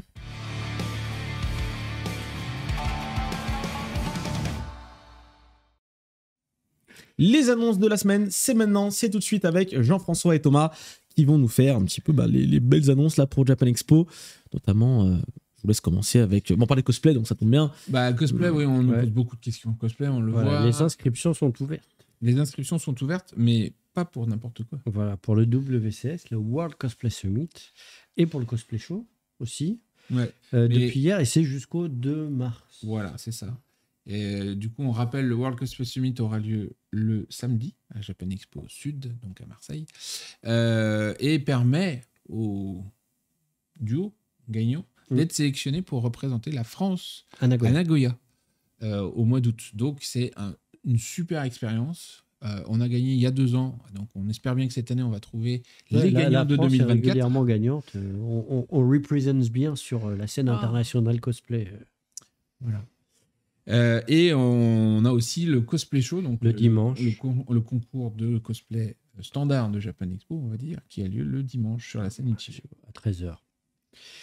Et du coup, c'est des inscriptions jusqu'au 2 mars, mais dans la limite des stocks disponibles. Oui, si jamais le quota de places pour ces concours-là était atteint avant le 2 mars, évidemment, il n'y aura plus. Voilà, tout ça pour dire qu'il ne faut pas attendre. Il faut y aller s'inscrire maintenant si vous voulez participer.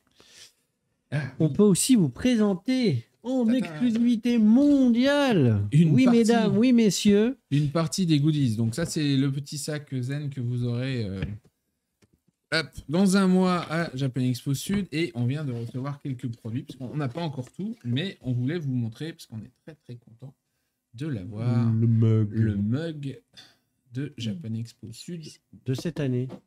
Et donc nous, on va enfin pouvoir changer de mug pour boire. On a aussi reçu l'ex-libris de l'affiche d'Aurore de cette année. Ça, on le donne pas. Non, c'est plus... donne plus. Et on est très très fiers et très contents d'annoncer que Konami est partenaire de Japan Expo Marseille 2024 avec, du coup, en cadeau pour les zen, des lunettes des Yu-Gi-Oh! Voilà, avec des oreilles de lapin. Surtout. Alors, un pack spécial, pack de tournoi Speed Duel, qui vous sera offert. Voilà. Donc ça, c'est quelque chose d'assez rare. Tu sais, Firme, hein. Effectivement. Voilà. Très beau donc, cadeau. Un Speed Duel pack de tournoi 3, voilà, que normalement, vous ne trouverez pas dans le commerce comme ça. Voilà. Donc tout ça, c'est cadeau. Et on a d'autres cadeaux qui vont arriver qu'on vous présentera la prochaine fois. Voilà. Mais on voulait vous montrer les premiers. On est content, le mug est arrivé en bon état. Voilà. Pour l'anecdote, ça fait 2 ans, 3 ans qu'on fait des mugs. C'est la première fois qu'il est tout bon du premier coup. Parce que, on nous l'a envoyé une fois, mais il n'y a pas de copyright, on le refait. Après, il l'avait mal calé, etc. Donc là, il est bien, il est arrivé en boîte, exactement, parce que des fois, on nous l'envoie sans la boîte. Donc là, il est prêt, il vous attend. Il n'y a plus qu'à avoir votre billet d'anime. Effectivement. Donc, on vous met le lien. Le lien dans le chat. Dans le chat, évidemment.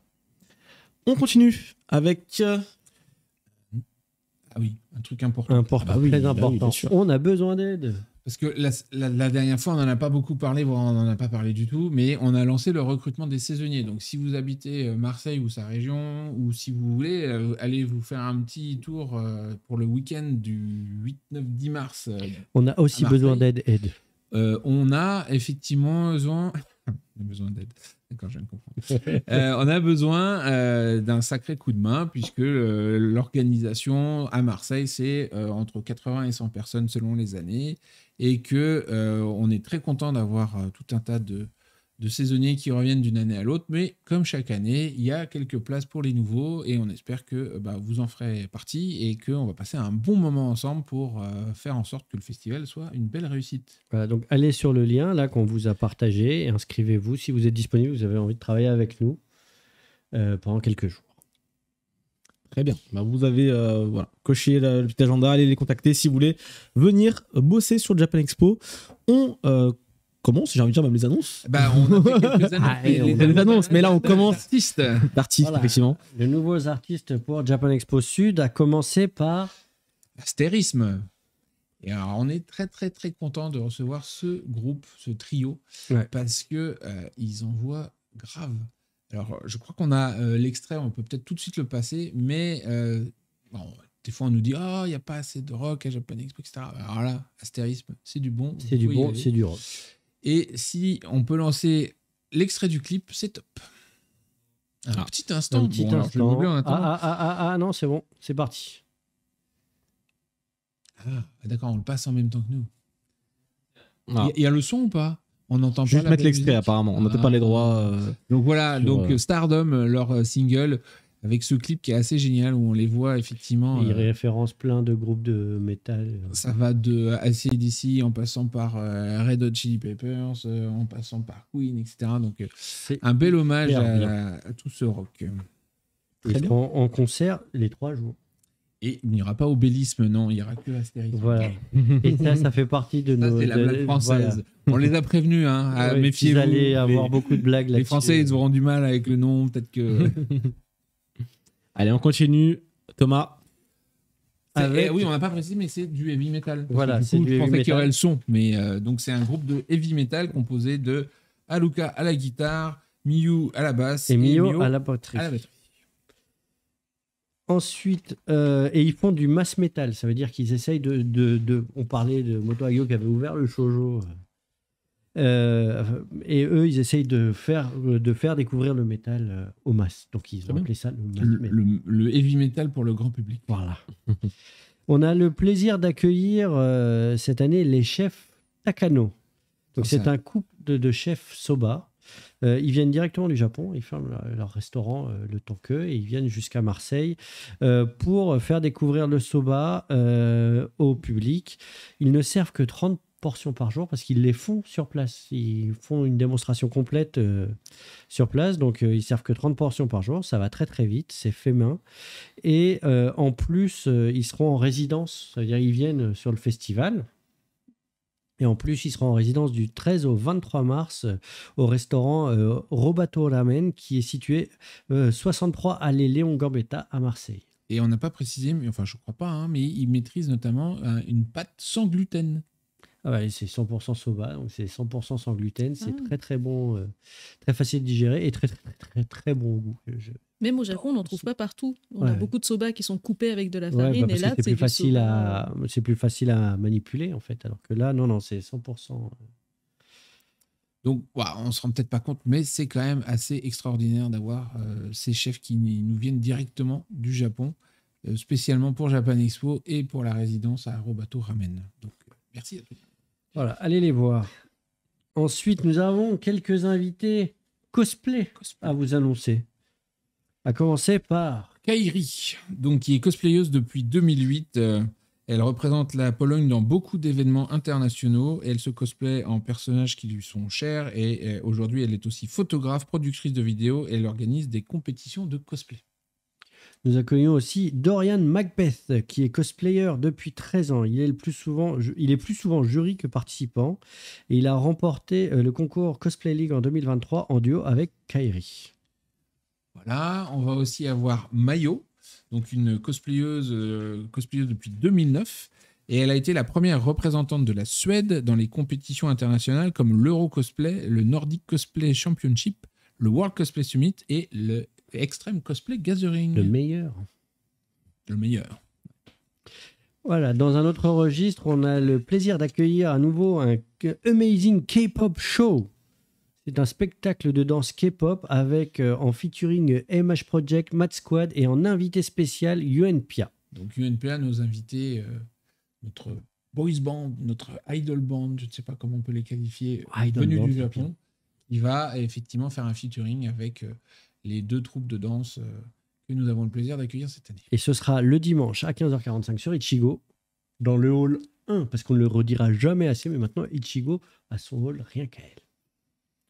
Voilà, on parlait tout à l'heure de Konami qui nous a rejoint en tant que sponsor, notamment pour les billets zen, et on est très très fiers de vous dire que ils vont pas faire que ça Konami, puisqu'on aura la chance d'avoir un super événement sur Ichigo organisé par Konami, avec une ouverture et battle de cartes Yu-Gi-Oh!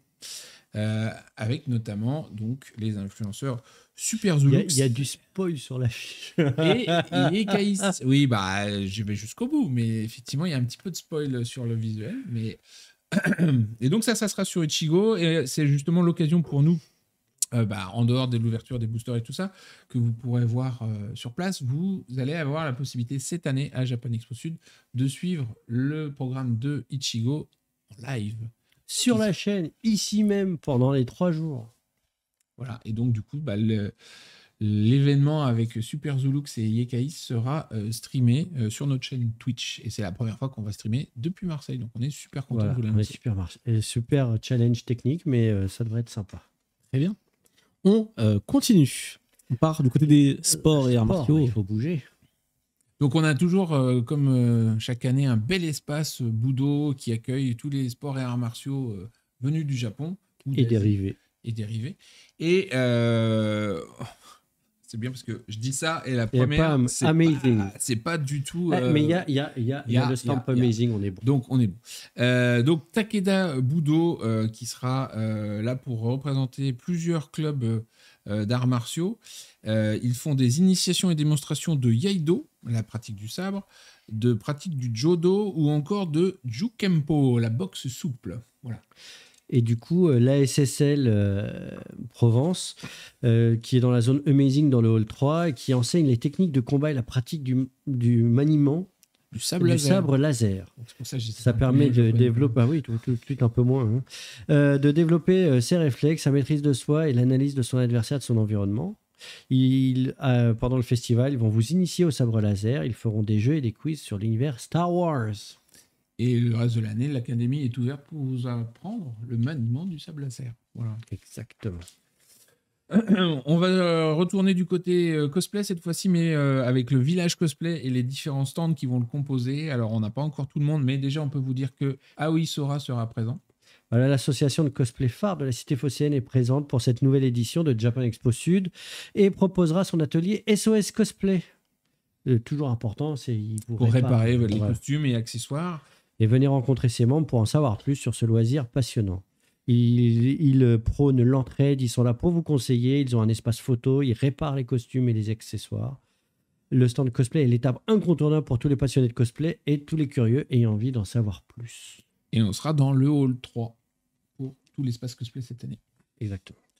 Et on a également Kidai Studio, donc qui est un stand qui sera spécialisé dans la prise de photos gratuite pour les cosplayers. L'inscription se fera simplement sur place, sur la base du premier arrivé, premier servi, avec, j'imagine, plein de petits décors sympas et de mise en situation. Et donc, du coup, de quoi se faire un souvenir durable. On part du côté de nos amis maquettistes. Avec la Star Team. Je ne sais pas si on dit dioramiste. Dioramiste. Fabricant de diorama. Oui, voilà. Créateur de diorama. Créateur de diorama. La Star Hill Team nous fait le plaisir de revenir cette année avec un espace encore plus grand. Leur spécialité, c'est effectivement ce qu'on voit, construire des maquettes, les mettre en situation dans des super décors. Et là, on a la chance parce qu'on en avait déjà un petit peu parlé, mais on a confirmé avec eux qu'il y en aura encore plus. Et comme l'année dernière, ils vont faire un espace d'initiation. Donc vous pourrez venir vous essayer, le matériel est présent, tous les outils sont là, ils vont vous expliquer comment ça fonctionne et vous pourrez repartir avec ce que vous créez. Avec ce que vous créez, exactement. Vous pouvez aussi vous initier, n'est-ce pas, comme c'est marqué sur votre écran, à l'impression 3D, avec une exposition inédite autour d'impression 3D d'animé. Il y a des initiations, des conseils pour se lancer dans l'impression 3D. Et ils feront en particulier des animations, un atelier de peinture gratuite sur inscription avec tout le matériel mis à disposition et une conférence sur la scène Sakura. On n'a pas précisé, mais la Star Hill Team sera aussi en conférence pour expliquer au plus grand nombre comment ça fonctionne. Le vendredi à 11h40. Exactement. Mais nous n'avons pas encore le jour pour l'initiation 3D. On passe à l'espace jeu. Et donc, du coup, on accueille dans l'espace jeu, jeux vidéo notamment, la Game Academy. Donc, l'espace jeux vidéo, cette année, il se situe dans le hall 2. Voilà, là où était l'année dernière, pour ceux qui étaient là, la scène Ichigo. Voilà, et c'est une école supérieure de concepteurs de jeux vidéo qui forme des game développeurs et des game artistes 2D et 3D basés à Avignon. Et vous pourrez rencontrer l'équipe pédagogique pour découvrir l'école et ses débouchés et tester les derniers jeux vidéo produits par les étudiants au cours de leurs études. Et ils ont une conférence sur Sakura. Voilà, une conférence sur Sakura. On passe au jeu, alors là c'est plutôt le jeu de cartes, jeu de plateau, jeu de société, avec nos amis de Parkage qui vont animer un grand espace dans la zone Amazing Game Experience, avec notamment cette année des tournois de jeux de cartes sur Yu-Gi-Oh!, One Piece, Lorcana et Magic. Voilà. Également des tournois de jeux avec Mindbug et Unmatched. Ouais, et l'espace est encore plus grand que l'année dernière. Ça vaut le coup de venir voir parce que évidemment on peut jouer, on peut s'initier, on peut faire des tournois, mais en plus souvent on peut trouver des petites perles avec des jeux en avant-première, avec des découvertes, jeux qui sont en cours de levée de fonds sur les... Et d'ailleurs, on présentait Spark Riders 3000 du studio Arcadia, un studio français, qui était en train de lancer son Kickstarter. Et le jeu, d'ailleurs, sort ce mois-ci. Ils viennent d'annoncer qu'ils avaient reçu tout. Donc, ceux qui ont acheté sur Kickstarter, vous aurez le plaisir de le recevoir dans les prochaines semaines. Voilà, donc, à aller découvrir. En culture et tradition, ensuite, on a le plaisir d'accueillir Emma Obadina, qui vous présente l'art de la pâtisserie traditionnelle. C'est aussi beau que bon, puisqu'elle fait de la sculpture, notamment sur la pâte de haricots rouges. C'est très, très, très beau et c'est très peu sucré. Donc, elle mise avant tout sur les saveurs, sur les ingrédients bruts et haut de gamme. Et il y aura des ateliers sur son stand, notamment de Neri Kiri. Les fameuses sculptures. Le dessert à l'assiette flambée au whisky japonais sur plaque en marbre. Ça va être chic. Et elle fera des démonstrations, notamment une sur la scène Sakura le vendredi à 15h45. On accueille aussi Duvet Calligraphie, qui est animée par Isabelle Jeudi, une artiste bretonne passionnée par la calligraphie. À Marseille, il y a une exposition sur la calligraphie et des initiations où vous repartez avec vos créations. Ceux qui y étaient, c'est le grand stand avec tout. Ouais, c'est très très beau, avec plein de calligraphies. La déco est juste magnifique. Ouais. Juste pour le plaisir de regarder la déco, il faut y passer.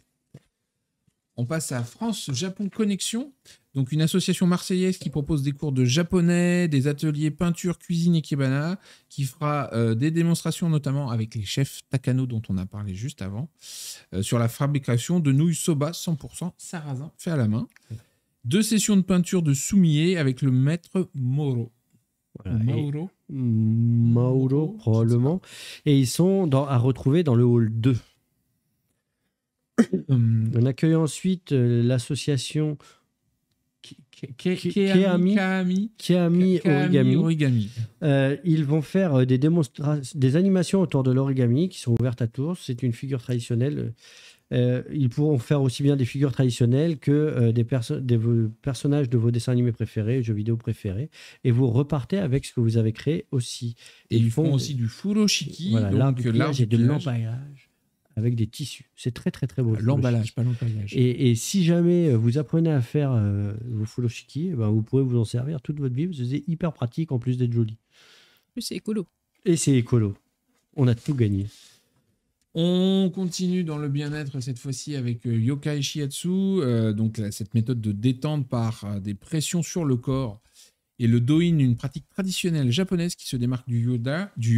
Oh la vache, du yoga. C'est parce que tu as des envies amazing.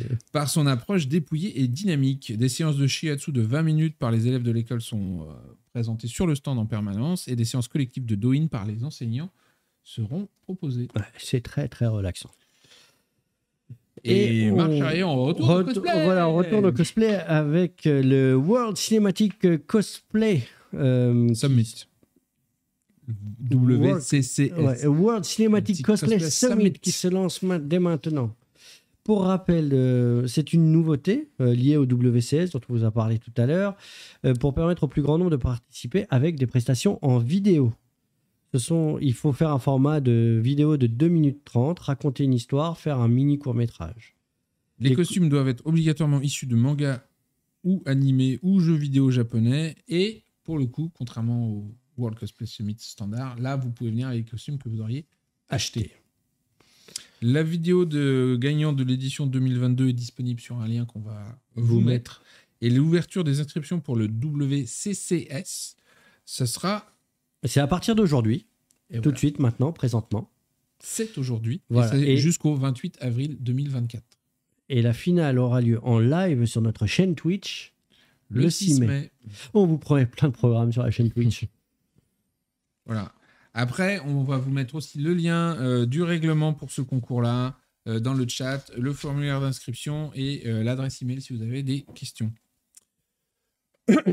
Alors. On a aussi monté un partenariat avec Combo, l'agence de voyage. Vous téléchargez l'application et vous profitez de 10 € de réduction sur l'application mobile pour venir à Japan Expo Marseille avec le code P-Japan Expo Sud 24. Tout attaché. Voilà, vous le retrouverez dans le chat.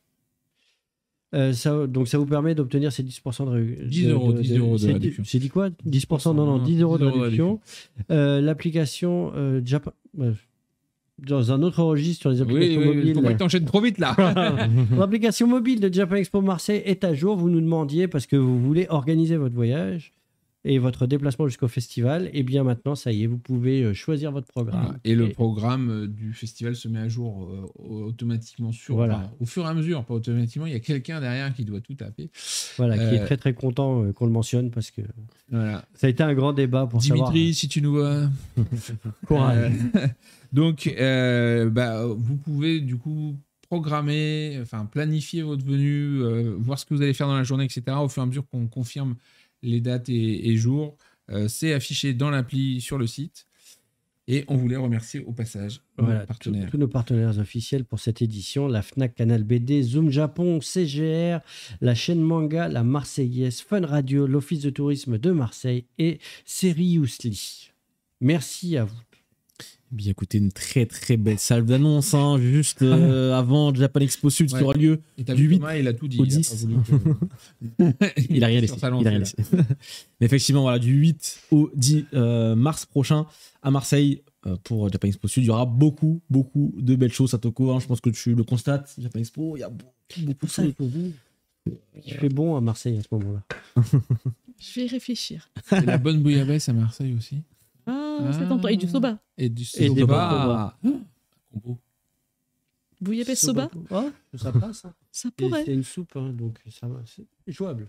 Nouvelle cuisine fusion. Effectivement. On vous avait promis les résultats du concours pour le coffret Gundam The Origin. Et du coup, les 3 gagnants, on les a. C'est Enko Nico, Yodot et Azer MSBY.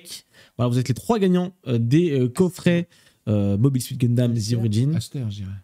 J'ai peut-être mal lu. Comment? C'était comment? Je dirais Aster, mais... Excusez-moi, si j'ai mal... Vous avez gagné, bravo à vous. On va le mettre dans le chat. Voilà, on vous contactera, quoi qu'il arrive, en message privé. Et, alors, c'est à eux de vous contacter. Ah, c'est eux? Bah, venez alors. Venez en message parce qu'on ne va pas vous retrouver comme ça sinon. Contactez-nous vite en message privé, donnez-nous votre adresse et hop, vous recevrez votre coffret Gundam The Origin. Et merci à All the Anime qui vous fait ce beau cadeau ce soir. Eh bien écoutez, on arrive au terme de cette magnifique émission.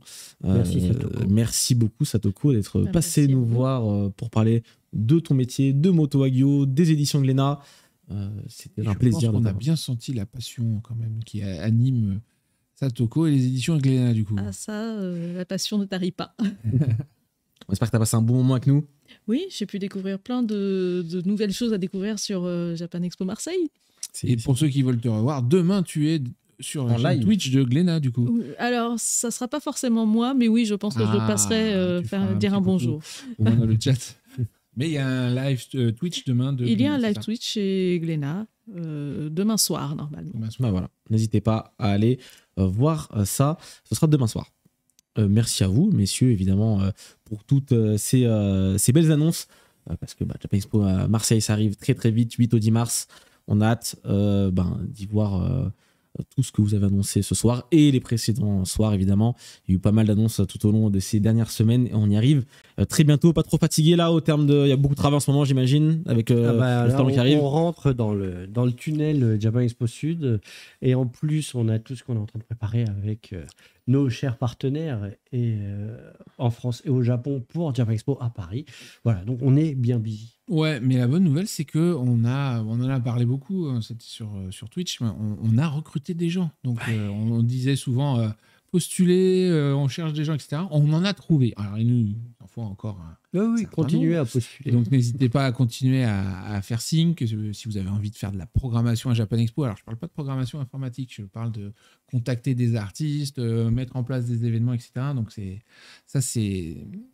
passionnant. C'est un peu comme l'édition de manga, mais c'est un grand challenge. Ouais, c'est ça. Parce que là, en plus, on le fait plusieurs fois par an. Il faut qu'on trouve les invités qui vont plaire au public, qu'on les convainque de venir en France, parce que les Japonais n'ont pas toujours une grande envie de voyage. Surtout en ce moment. Surtout en ce moment. Et voilà, donc Mais ça commence à se débloquer. J'ai l'impression que cette année, il y a plus de réponses positives qu'il y a certains... Oui, c'est bien mieux. Ça se décoince, c'est vrai. Il y a quelques inquiétudes avec les Jeux Olympiques, mais qu'on arrive à facilement faire oublier, parce qu'effectivement, les Jeux Olympiques, on va cohabiter avec, mais on va être là, on va être présent, ça change certaines choses, mais le festival, on a des choses, on sait des choses, nous. On n'a pas encore annoncé, donc on a plein de belles choses qui nous attendent cette année, de la part de Glénat et d'autres, parce que il y a Glénat, mais... Moi, je ne connais que mon programme. Ah, mais tu as bien raison, mais c'est vrai qu'il y a les autres ne connaissent pas ton ton programme, parce qu'on garde tout. Oui. Et il y a vraiment beaucoup de belles choses qui vont s'annoncer, vous en aurez la primeur ici sur Twitch à chaque fois qu'on pourra le partager avec vous. Et comme le dit Chividino, rendez-vous le 14 février pour Japan Expo Memories sur cette chaîne pour la conférence de Yoshiyuki Ito qui était passé en 2014 en conférence du coup à Japan Expo, le character designer de la série Space Dandy qui fête ses 10 ans cette année. Donc très beau programme, n'hésitez pas, ce sera le 14 février prochain et quant à nous on se retrouve du coup pas ce lundi mais lundi d'après pour en route pour Japan Expo juste avant très bientôt il y a Marseille qui arrive, Japan Expo Sud, et on a besoin encore de parler, de dire beaucoup de choses autour de ce salon. Mais lundi il y a quand même la rediffusion. Et il y a lundi prochain, entre temps effectivement il y a la rediffusion sur YouTube, Spotify, Deezer, toutes les plateformes de podcast pour pouvoir nous écouter où que vous soyez. Merci beaucoup Satoko, merci beaucoup Thomas, Jean-François, merci beaucoup à vous de nous avoir écoutés ce soir. Merci de rien. Et merci la régie. Et merci la régie, évidemment. On vous souhaite une bonne soirée et une très bonne semaine à toutes et à tous. Ciao, ciao. Bye bye, merci beaucoup.